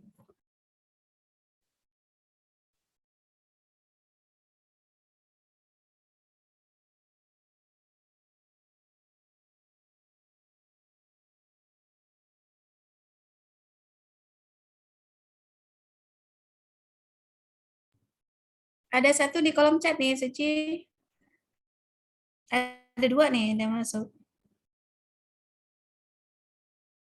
Pak Muhar tapi lagi nggak di depannya, dicatat aja ya pertanyaan untuk Pak Muhar. Ini ada pertanyaan dari Yulia Tasya. Untuk Rita izin bertanya, Bu. Mohon maaf apabila pertanyaannya keluar dari materi. Saya pernah baca Doris. Bagaimana cara menghadapinya? Hanya itu saja, terima kasih, Bu. Wah, Iya. bagaimana Menarik Ibu ya? Rita? Silakan dijawab. Jadi coba kalian perhatikan foto yang Ibu tampilkan tadi ya. Dan memang foto asli ya, bukan di internet, maksudnya supaya kalian lihat. Cuman kan karena udah lama ya, Ibu carinya tadi udah ganti-ganti laptop. Jadi apa namanya, foto yang ada Ibu tuh ya tidak terlalu banyak lah ya. Ini lihat kawan-kawan Ibu ya, non-muslim ya. Apalagi ini kejadiannya di Meksiko. Alhamdulillah Ibu berjilbab terus, dan waktu itu ya, mungkin jilbab Ibu bisa dikatakan lebih besar dari jilbab sekarang ya. Apa namanya? Jadi tidak ada kendala. Jawabannya tidak ada kendala. Kenapa? Karena sebenarnya ketika kita communication dengan orang, bersosialisasi dengan orang, maka itu hati kita yang bicara. Bagaimana kita cara berbicara, bagaimana sikap kita, seperti itu kan. Jadi Ibu selalu menjadi kesayangan teman-teman di mana aja berada ya. Dan ini ada satu kejadian menarik di Meksiko, di mana kami berada di daerah gurun pasir ya. Kejadiannya kami berangkat dari Jerman, masih musim dingin ya, ke Meksiko. Begitu sampai ke airportnya itu hangat sekali seperti Indonesia suasananya ya. Sehingga teman-teman langsung berbaju you can see dan bukaan lah, buka baju mereka. Dan mereka komplain, Rita kamu masa tidak menikmati matahari gitu kan, kata mereka. Kamu tetap dengan baju tertutup. Kemudian Ibu bilang ya, saya tutup pakaian seperti ini ada tujuannya ya, ada kenapa? Karena I love Allah ya, I love Islam. Saya melakukan semua ini karena saya mematuhi Tuhan saya seperti itu, dan saya bahagia melakukannya. Jadi mau di mana saja, mau dalam keadaan sangat panas seperti ini, saya tidak bisa dirubah ya. Jadi Ibu nggak bisa bilang manfaat berpakaian itu waktu itu. Nah, ketika kami sampai ke gurun, ternyata di sini kepanasan. Orang-orang yang ada persiapan tadi tidak cukup hand body lotion-nya dia disapukan ke kulit. Kita tahu kulit mereka kebanyakan albino itu sangat tidak tahan dengan matahari ya, langsung memerah dan bercak-bercak ya. Jadi semua berteduh cari shawl, dan ada satu orang malah, Rita kamu bisa nggak buatkan jilbab untuk aku? Nah ini dia kawan Ibu buatkan jilbab, kebetulan Ibu ada lebih pin satu. Kemudian di situ Ibu bilang ke dia, jadi tujuan berpakaian itu diperintahkan oleh Tuhan itu sebenarnya untuk melindungi kulit kita, dan kamu lihat kan sekarang saya tidak kesusahan seperti kamu, saya sangat fleksibel, dan saya tidak panas, tidak kepanasan. Dan apa yang menjadi keajaiban juga di saat ini, di situ kan kami mengunjungi perkebunan lidah buaya. Jadi lidah buaya itu memang hidup di daerah gurun ya. Petani di situ semua seperti Ibu, dengan topi, dengan penutup kepala, dengan baju panjang tangan. Nah, Ibu bilang, nah mereka di gurun loh, di panas. Kalau kamu bilang baju saya ini membuat saya kepanasan, itu tidak. Karena kenapa mereka bekerja di gurun bajunya seperti itu? Karena Tuhan ciptakan kulit kita tidak bisa menahan panas matahari. Begitulah kira-kira penjelasan Ibu kan kepada kawan-kawan, dan mereka jadi lebih respect dengan keyakinan Ibu dan malah kagum. Oh gitu ya, kami baru tahu, dia bilang. Jadi dengan akal manusia yang pendek, seolah-olah ya, kalau dingin tutup, kalau panas buka gitu kan, kira-kira seperti itu. Nah, nilai-nilai seperti itu tertransfer ketika kita berada di sana, dan terus terang Ibu sendiri merasa keimanan Ibu bertambah ya dengan melihat keajaiban seperti itu ya. Ternyata Allah Islam lebih modern lah, bisa kita bilang, berbanding mereka ya. Mereka malah nggak tahu, nggak ada persiapan ketika mereka sampai di daerah gurun. Nah, kira-kira seperti itu. Jadi jangan khawatir dengan hijab tadi ya. Semuanya pada personal communication. Jadi harus ramah dengan orang, harus jujur, harus ringan tangan. Itu aja kuncinya. Supaya kita disayang oleh sekalipun kawan yang non-muslim ya. Pernah satu ketika di jamuan sederhana ya, jamuan makan, kemudian ada air berisi minuman ya kan. Kemudian ada satu gelas yang terkontaminasi, masuk binatang. Ibu ambil supaya tidak diminum oleh kawan. Begitu dia tahu, terkejut dia, kenapa kamu seperti itu, Rita? Dia bilang, kan kamu ngambil duluan, kenapa nggak ambil minuman yang sudah yang masih bersih gitu kan? Habis itu Ibu bilang, supaya kamu tidak minum, karena ini sudah terkotori, saya juga nggak akan minum kan. Seperti itu Ibu bilang kan.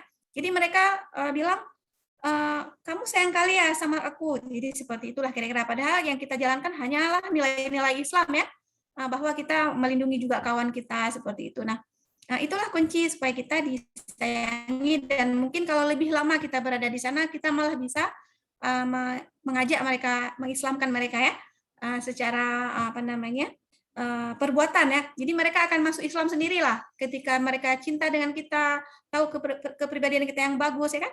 Kemudian mungkin mereka akan masuk Islam sendiri. Dan kawan ibu yang satu lagi ini yang ini ya, yang di ini ya.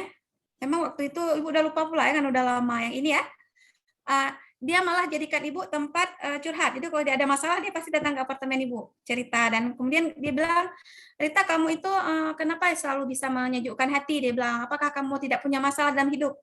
Ibu ketawa, ibu bilang, tidak ada orang yang ada masalah dalam hidup, ibu bilang kan. Namun ketika apa namanya, saya bergantung kepada Tuhan, maka semua masalah menjadi mudah gitu.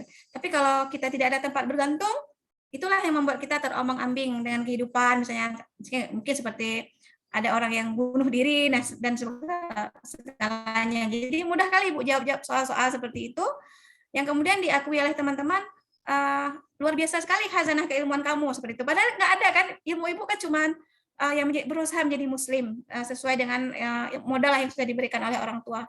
Jadi jangan khawatir ya, hijab tidak akan ada masalah insya Allah.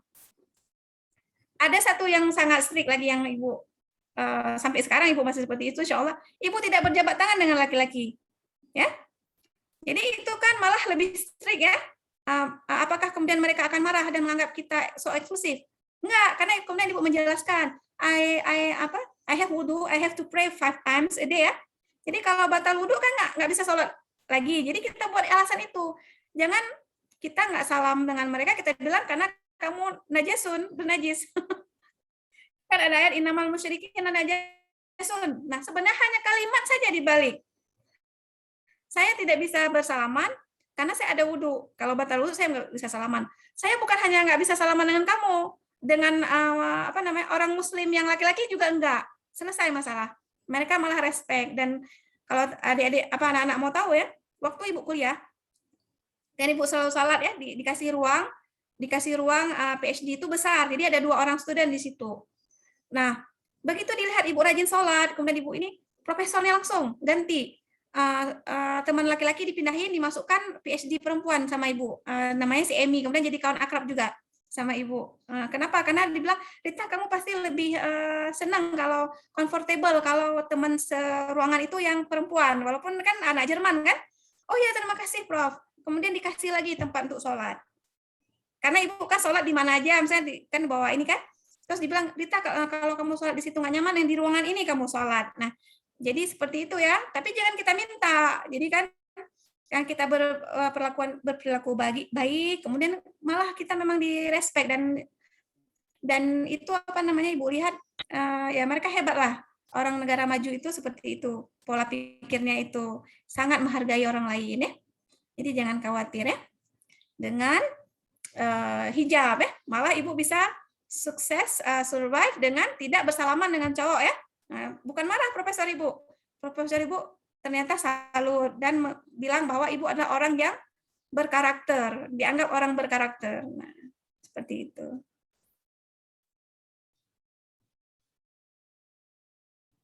Yang pertanyaan Pak Muhar, begitu Pak Muhar hadir nanti Suci langsung sampaikan ya.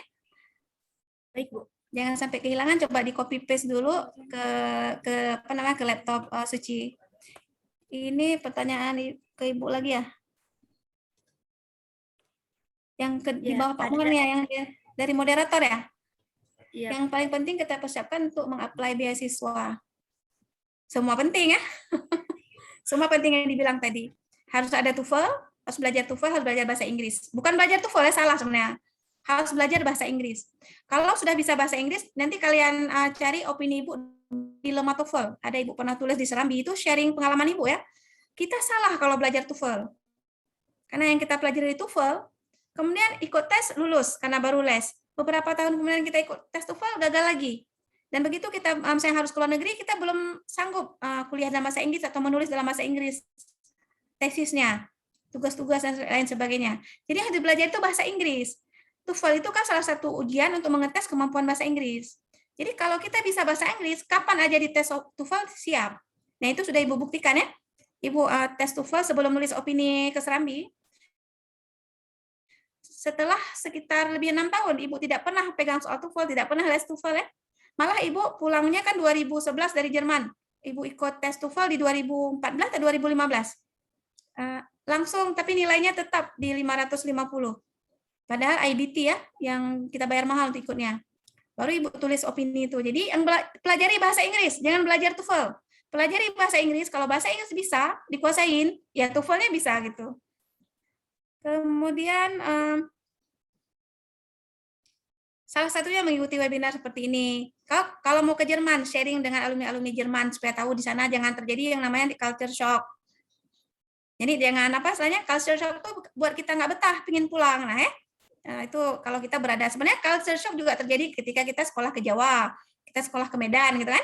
Kalau ke Medan mungkin culture shock-nya orang Medan kok ngomongnya keras, kasar gitu kan. Nah, mungkin kita kejut gitu kan. Logatnya misalnya logat Batak gitu kan. Nah, itu dipelajari dulu. Jadi kita tidak culture shock. Nah, apalagi kalau ke Jerman ya, bahasanya beda. Kemudian di sana orang memang nafsi-nafsi sendiri-sendiri gitu. Harus terbiasa kita.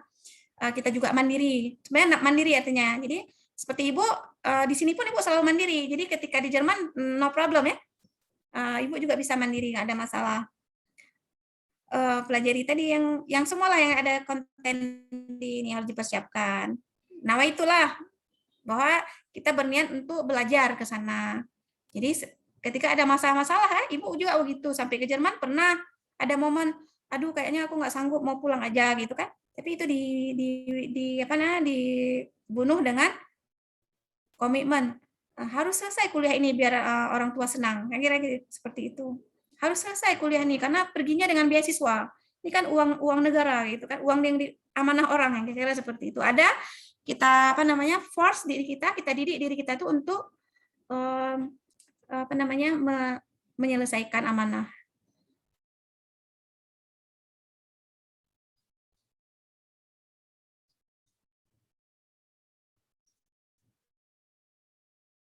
Nah, ini katanya Atahaya, sudah persyaratan beasiswa sudah dilengkapi dan dipersiapkan dengan baik, tapi nggak berhasil juga ya. Nah, salah satu mungkin yang perlu dilakukan adalah sebelum submit application-nya review dulu. Kita merasa sudah lengkap semua ya kan? Nah, nanti kadang ada yang kita nggak tahu, jadi minta direview oleh orang lain, teman, dosen pembimbing misalnya ya kan? Ini kan Ibu ada beberapa kali nih diminta tanda tangan KHS, dosen wali ya, karena apply beasiswa, tapi Ibu nggak pernah diminta mereview berkas. Apalagi kalau ada, misalnya harus kalian siapkan namanya tadi statement letter atau letter of motivation namanya. Bagaimana nih isi letter of motivation itu, bisa nggak begitu dibaca orang simpati kepada kita? Oh, anak ini harus dibantu, harus diluluskan. Bisa nggak gitu? Nah, coba ke depan meminta dosen mereview atau orang kawan yang sudah sukses mereview berkas kita untuk diaplikasi. Kemudian jangan salah masuk kayak tadi ya. Misalnya kita dari keluarga prasejahtera, ngambillah yang prasejahtera karena udah ada. Terus misalnya kita ada kaitan dengan kewirausahaan, ambil yang kewirausahaan gitu kan, supaya peluang lulus kita menjadi lebih besar. Kalau kita ikut yang reguler, otomatis di reguler itu yang lebih banyak pesertanya.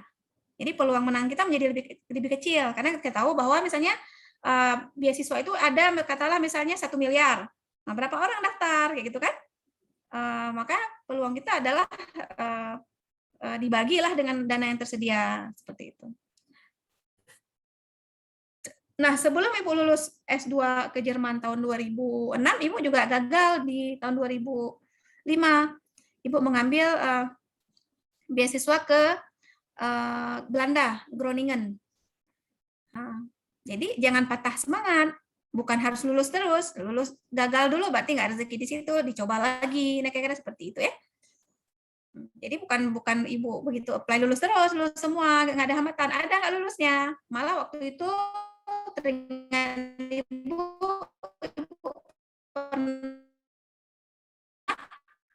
harus pergi ke Medan untuk siswa mau Australia. Nah, di mobil nih ke Medan kan, naik L300 dan kemudian terjebak banjir loh di daerah Kuala Simpang sampai 1 malam di dalam truk. Dah seperti apa ya kejadiannya, perjuangan untuk mendapatkan beasiswa. Kalau diingat ya, cuman waktu itu belum pandai menulis lagi ya, jadi Ibu nggak ada pernah share bagaimana susahnya ya. Ibu pikir udah nggak hidup lagi karena banjir, air kami udah dinaikin ke truk ya. Jadi duduk dalam truk, desak-desaan kan, malam nggak ada lampu, lapar. Akhirnya besok paginya masuk juga ke Kota Medan dan bisa mengikuti interview dan kemudian belum lulus lagi gitu ya. Jadi semangat ya, jangan hilang, dan lulus itu nggak lulus itu kegagalan kan katanya kemenangan yang tertunda ya kan. Bukan kegagalan itu kemudian seolah-olah membuat kita stop untuk berjuang ya. Itu harus dijaga. Nah, kalian bagaimana menyikapi persaingan? Takut dengan persaingan? Nah, Ibu nggak takut dengan persaingan. Persaingan semakin ketat, kalau kita lulus, berarti hebatlah kita. Kalau kita lulus nggak ada saingan, apalah, ya kan? Jadi coba dirubah bahwa persaingan ketat itu adalah keren, kayak gitu. Waktu Ibu dapat berita ada beasiswa luar negeri, kebetulan kami berangkat ke Jerman itu 20 orang. Ibu kabarin di grup, yuk teman-teman daftar S3 ada beasiswa luar negeri gitu. Jadi kalau kalau kita ikut metode takut persaingan, kita akan hasilkan tuh informasi supaya apa? Teman-teman nggak daftar nanti jadi saingan, peluang saya menjadi lebih kecil. Nah kan? Enggak, Ibu kabarin semua orang. Sehingga apa yang terjadi? Ibu senang kan? Ketika Ibu lulus, semua orang memberikan ucapan selamat. Dan orang-orang yang nggak mau ikut, dia kan menyesal kan? Tapi kalau kita kemudian dalam grup ya, lulus, teman-teman pasti bilang, wah udah lulus kau nggak kasih tahu aku ya, gitu kan? Nih kan? Nah, coba rubah mindset itu. Persaingan itu bagus. Karena dengan persaingan kita menjadi hebat, kira-kira seperti itu. Dengan ada persaingan. Kalau nggak ada persaingan kita nggak akan hebat. Jangan takut dengan persaingan dan yakin tadi apa rezeki itu dari Allah. Wah, tes ini gitu kan? Kan ikut rame-rame. Nah, kalau nanti teman tuh yang lulus kita nggak lulus, ya itulah rezeki dia, bukan rezeki kita kan gitu. Karena kita beriman kepada Allah ya kan. Nah, tapi dari pengalaman hidup Ibu, akhirnya Ibu disayangi sama kawan-kawan, tidak pernah merahasiakan satu informasi apapun. Nih. Nah itu dan kita juga selalu didoakan oleh kawan-kawan ya kan. Nah itulah sebenarnya salah satu apa istilahnya ya. Kekuatan ya ketika teman-teman sayang sama kita, mendoakan kita ya, nggak dikhianati sama kawan-kawan, kira-kira seperti itu. Jadi jangan khawatir dengan persaingan, ya. Jangan khawatir. Jadi fokus ke diri kita, optimalkan kemampuan kita, maksimalkan kemampuan kita ya. Jadi kalau rumus hidup Ibu, 100% effort ya, 0% expectation. Nah, itu rumus kehidupan Ibu. Maksimalkan usaha. Di 100% itu apa aja yang bisa dimaksimalkan. Nah, hasil 0% kenapa? Karena qadarullah tadi. Itu kan terserah Allah aja lah hasilnya, kira-kira seperti itu. Oke. Baik, terima kasih. Nah, ini Bapak Muharfiza juga sudah bergabung lagi bersama kita. Ada pertanyaan untuk Bapak Muharfiza. Izin bertanya Pak, apakah ada tips untuk belajar bahasa Inggris individu? Dikarenakan kita tahu sendiri untuk biaya kursus itu lumayan besar. Hanya itu saja. Terima kasih Pak. Dari Yulia Tasya. Bagaimana Pak? Bisa jawab.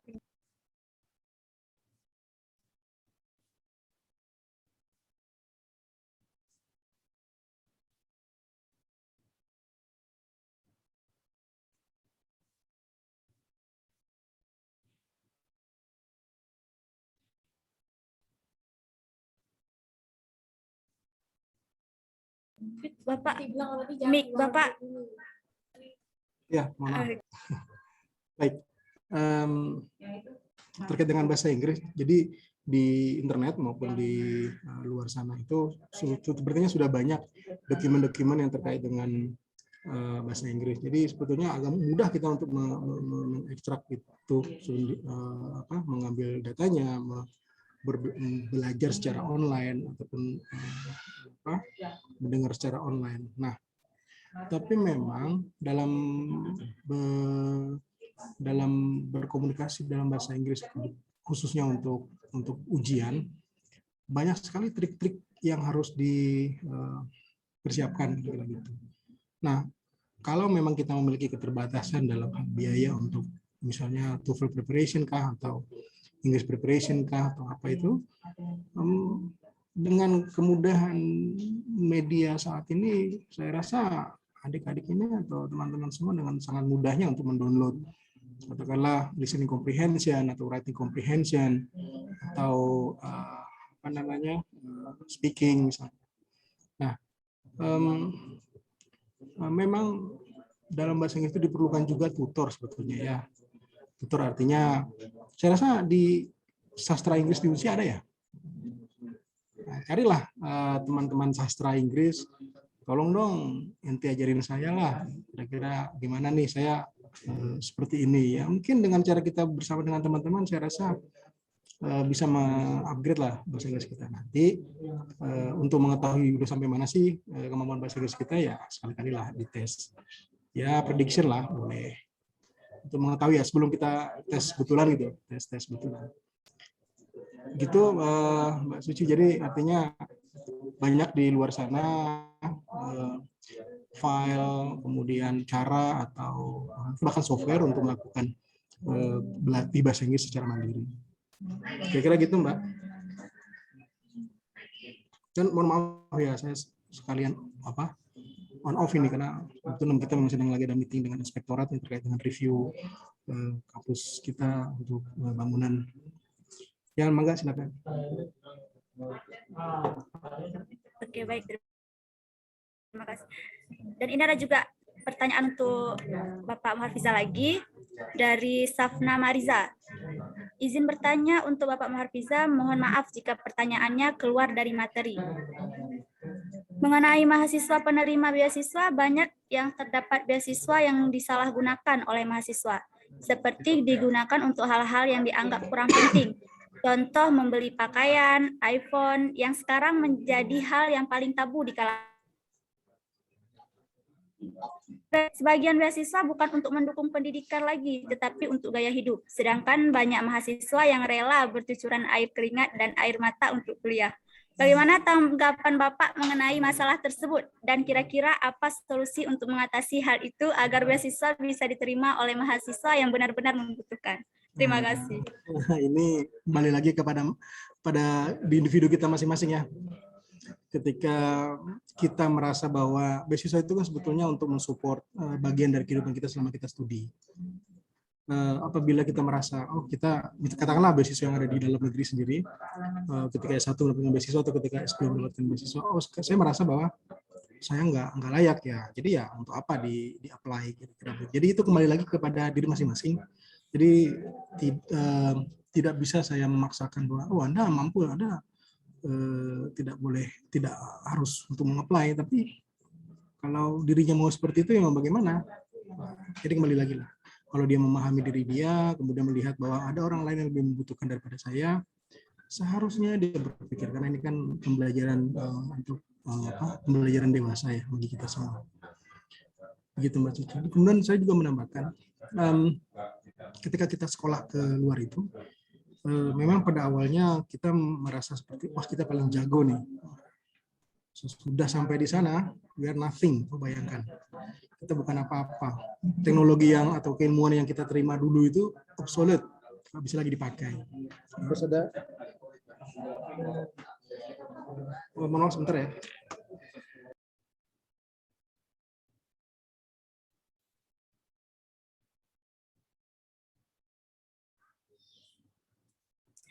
Baik, terima kasih kepada Bapak Muharfiza.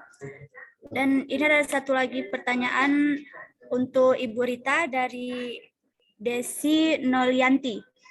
Bagaimana cara kita bisa mempertahankan pola pikir positif bahwa kita mampu mencapai cita-cita kita, yakni melanjutkan pendidikan ke jenjang lebih tinggi? Apalagi jika kita kurang support dari orang-orang terdekat kita. Apa yang harus kita lakukan agar semangat kita meraihnya itu tidak pernah luntur? Terima kasih, Bu. Nah, sebenarnya gampang sekali. Karena kan kalau Allah berfirman tuh la yughayir ma biqaumin hatta yughayir ma bi anfusihim, ya. Tidak akan merubah nasib suatu kaum kecuali kalau dia berusaha merubah diri dia sendiri. Nah, sebenarnya kalau kita ingin belajar, ya, tadi kan Ibu motivasi pertama kan dengan keyakinan sebagai orang Islam, ya, bahwa kita wajib menuntut ilmu itu, ya kan. Kalaupun nggak mampu secara reguler, yang irregular, pengajian, saya mengikuti apa gitu kan, menambah ilmu. Ilmu itu pun sebenarnya kalau dilihat lagi, nomor satu yang fardhu ain itu ilmu agama. Kemudian belajar ilmu teknologi, pertanian itu menjadi yang fardhu kifayah, ya kan. Sesuai dengan yang kita jalani sekarang itu yang fardhu kifayahnya. Ada fardhuin kita yang masing-masing harus diselesaikan. Nah, kalau kita selesai di fardhuin tadi, kalau kalian lihat dari sejarah Ibu di Jerman, Ibu survive di sana, ya. Itu salah satunya karena fardhuin Ibu yang selesai gitu. Dan terus-menerus Ibu belajar agama lah, seperti itu kan. Sehingga bisa Islam itu menjadi modal atau istilahnya apa? Rule of life gitu dengan Islam gitu kan. Nah, jadi diri kita yang harus mensupport orang lain. Kita memang menjadi semangat kalau disupport oleh orang lain. Tapi support nomor satu adalah diri.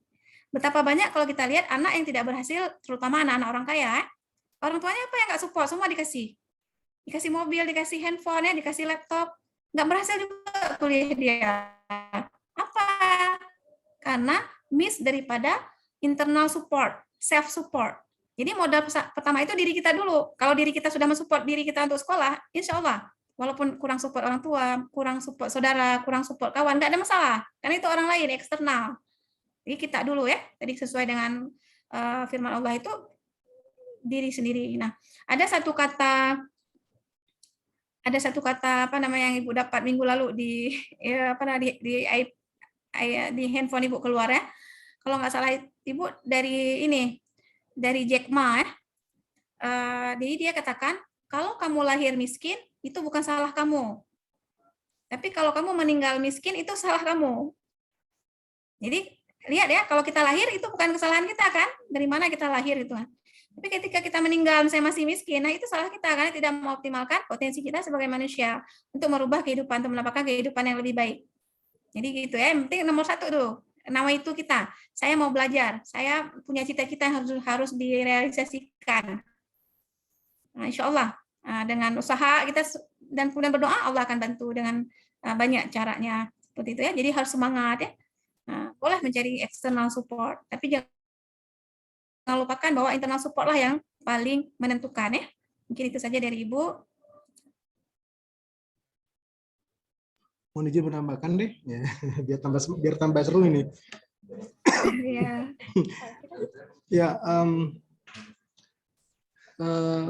ketika kita menganggap bahwa diri kita tuh mampu, makanya ketika kita ada di belahan dunia yang lain, kita tuh bukan apa-apa loh.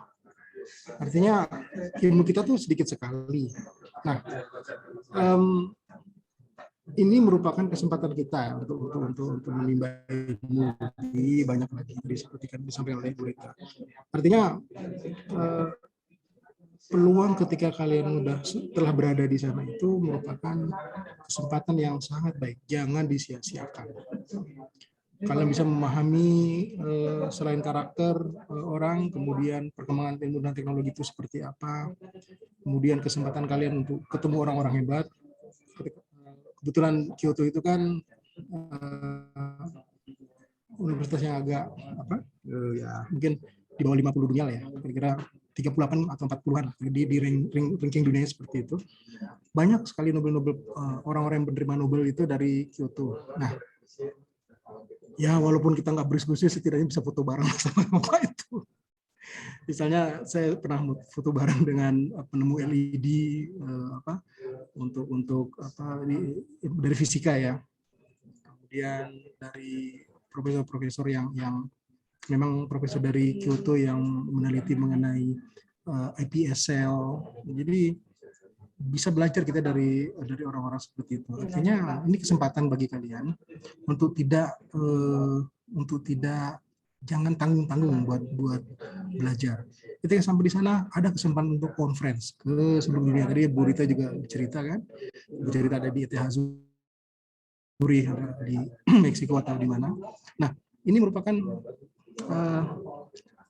bagian dari kehidupan kita untuk lebih ilmi gitu. Jadi kita belajar mengenai keilmuan, menjelajah dunia untuk mengetahui di seberang sana itu ada apa sih, di sebelah situ ada apa sih. Nah, jadi belajarlah dengan melihat dunia yang ada di sekitar kita. Artinya saya menyemangati adik-adik semua untuk alumni TP itu bisa loh sekolah di luar negeri. Jadi nggak ada kata-kata, oh aduh gimana, oh begitu, enggak. Balik lagi ke niat, balik lagi ke semangat, balik lagi ke diri kita masing-masing. Maukah maju atau tidak? Jika mau maju, banyak kesempatan yang ada di depan mata. Tapi memang tidak mudah. Itu obstacle-obstacle-nya tuh banyak banget. Obstacle dari diri, dari internal dan eksternal. Obstacle internal itu apa? Wah, mandang lah katanya. Aduh, udah siang nih. Aduh. Nah, ini obstacle diri sendiri ini yang membuat kita tuh tidak bisa bergerak. Obstacle dari luar. Oh, kayak tadi, bahasa Inggrisnya gimana? Wah, ini kita cari caranya seperti apa. Oh, hanya di internet banyak, download macam-macam. Ada forum bahasa Inggris, masuk forum bahasa Inggris, diskusi. Punya teman di luar di sastra bahasa Inggris. Indonesia ada sastra bahasa Inggris kan? Kalau saya tidak salah ada FK bahasa Inggris, kemudian ada sastranya kalau saya nggak keliru. Cari teman yang dari sana, minta belajar, minta buku atau minta tutorial bagaimana kira-kira itu bahasa Inggris. Jadi sebetulnya obstacle itu nggak ada. Bagaimana cara kita saja untuk memanage obstacle tersebut. Jadi jangan takut, alumni usia itu khususnya TP bisa. Itu Mbak. Terima kasih.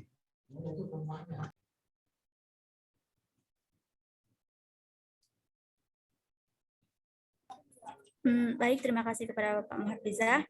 Ada lagi yang ingin bertanya? Satu pertanyaan lagi terakhir.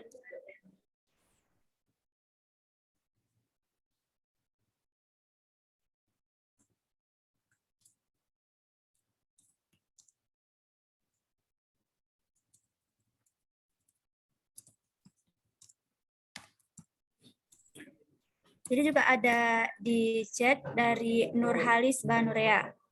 Assalamualaikum, saya Nurhalis Banurea ingin bertanya kepada Bapak. Bagaimana cara memotivasikan diri agar semangat dalam meraih beasiswa? Terima kasih. Tadi di PPT saya sampaikan lakukan analisa SWOT diri masing-masing. Ya, motivasi diri itu ada di dalam diri masing-masing. Berdiskusilah dengan orang-orang yang bisa memotivasi orang lain. Ya, kalau kita diskusi dengan orang-orang yang malas, ya nanti belar pula kita kan. Nah, diskusilah dengan orang-orang yang memiliki semangat yang sama, yang memiliki daya juang yang sama, memiliki frekuensi yang sama, memiliki marwah yang sama, sehingga kita memiliki rasa semangat, kemudian rasa keinginan atau membara yang untuk mencari beasiswa itu. Artinya pelajari dulu diri kita. Nah, kalian harus bisa mempelajari diri kalian sendiri, dianalisa diri kalian, kekuatan kalian, kelemahan kalian di mana. Nah, setelah kalian melakukan analisa, kalian bisa tahu caranya, bagaimana strategi-strategi untuk meminimalkan kelemahan, kekurangan kita. Kemudian kita optimalkan opportunity kita. Seperti itu.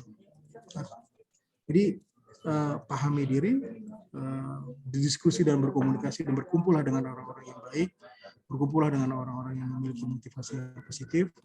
Insya Allah kalian bisa menjadi lebih positif lagi. Terima kasih.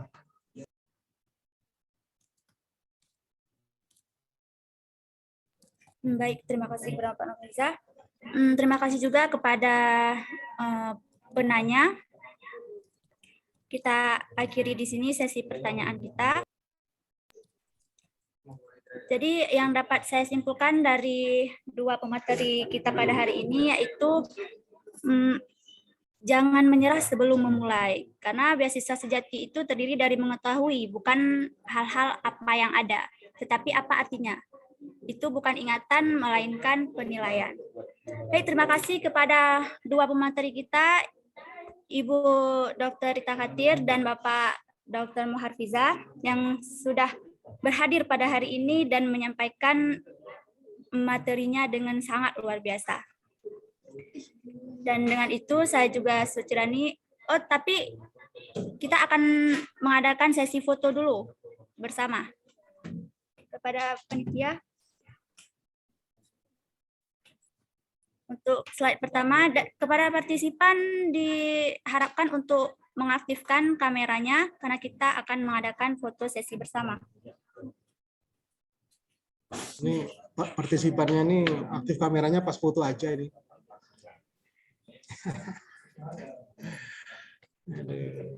Oke, untuk layar pertama. Semuanya senyum.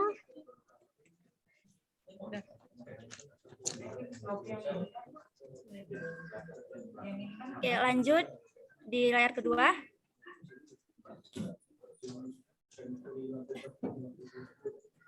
Nah, lanjut di layar ketiga.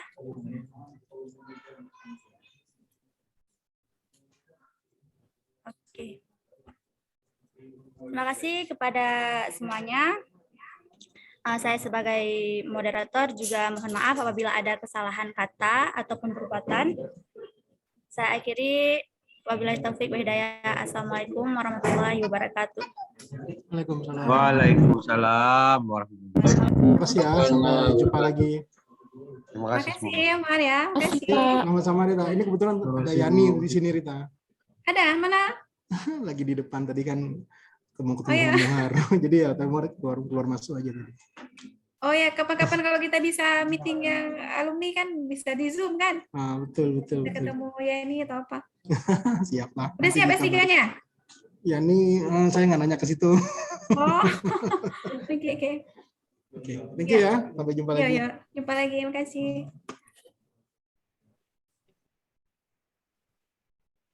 Terima kasih kepada semuanya Ayo, yang sudah berjoin. iya. Ini webinar kan tadi Ibu ini juga surprise ada Pak WD3 ya. Berarti udah dibuat proposal? Ada, Bu. Ada ya. Mudah-mudahan ini didanain dan kalian buat terus beberapa series webinar selanjutnya karena kan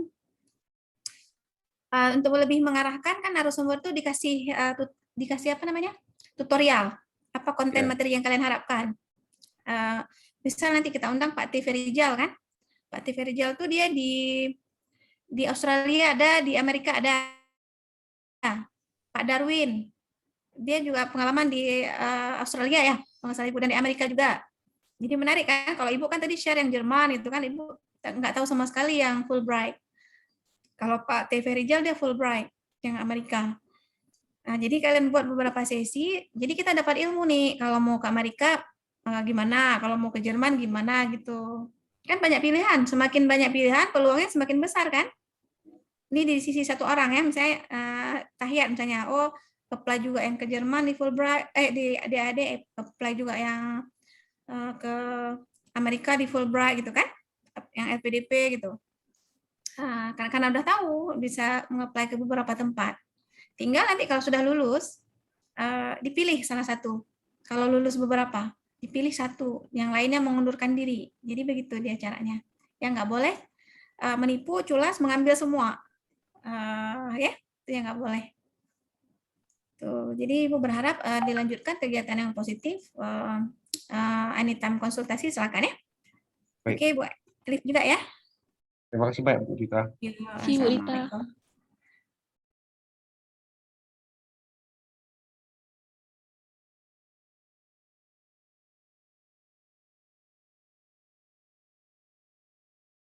Terima kasih semuanya sudah bisa meninggalkan ruang room Zoom.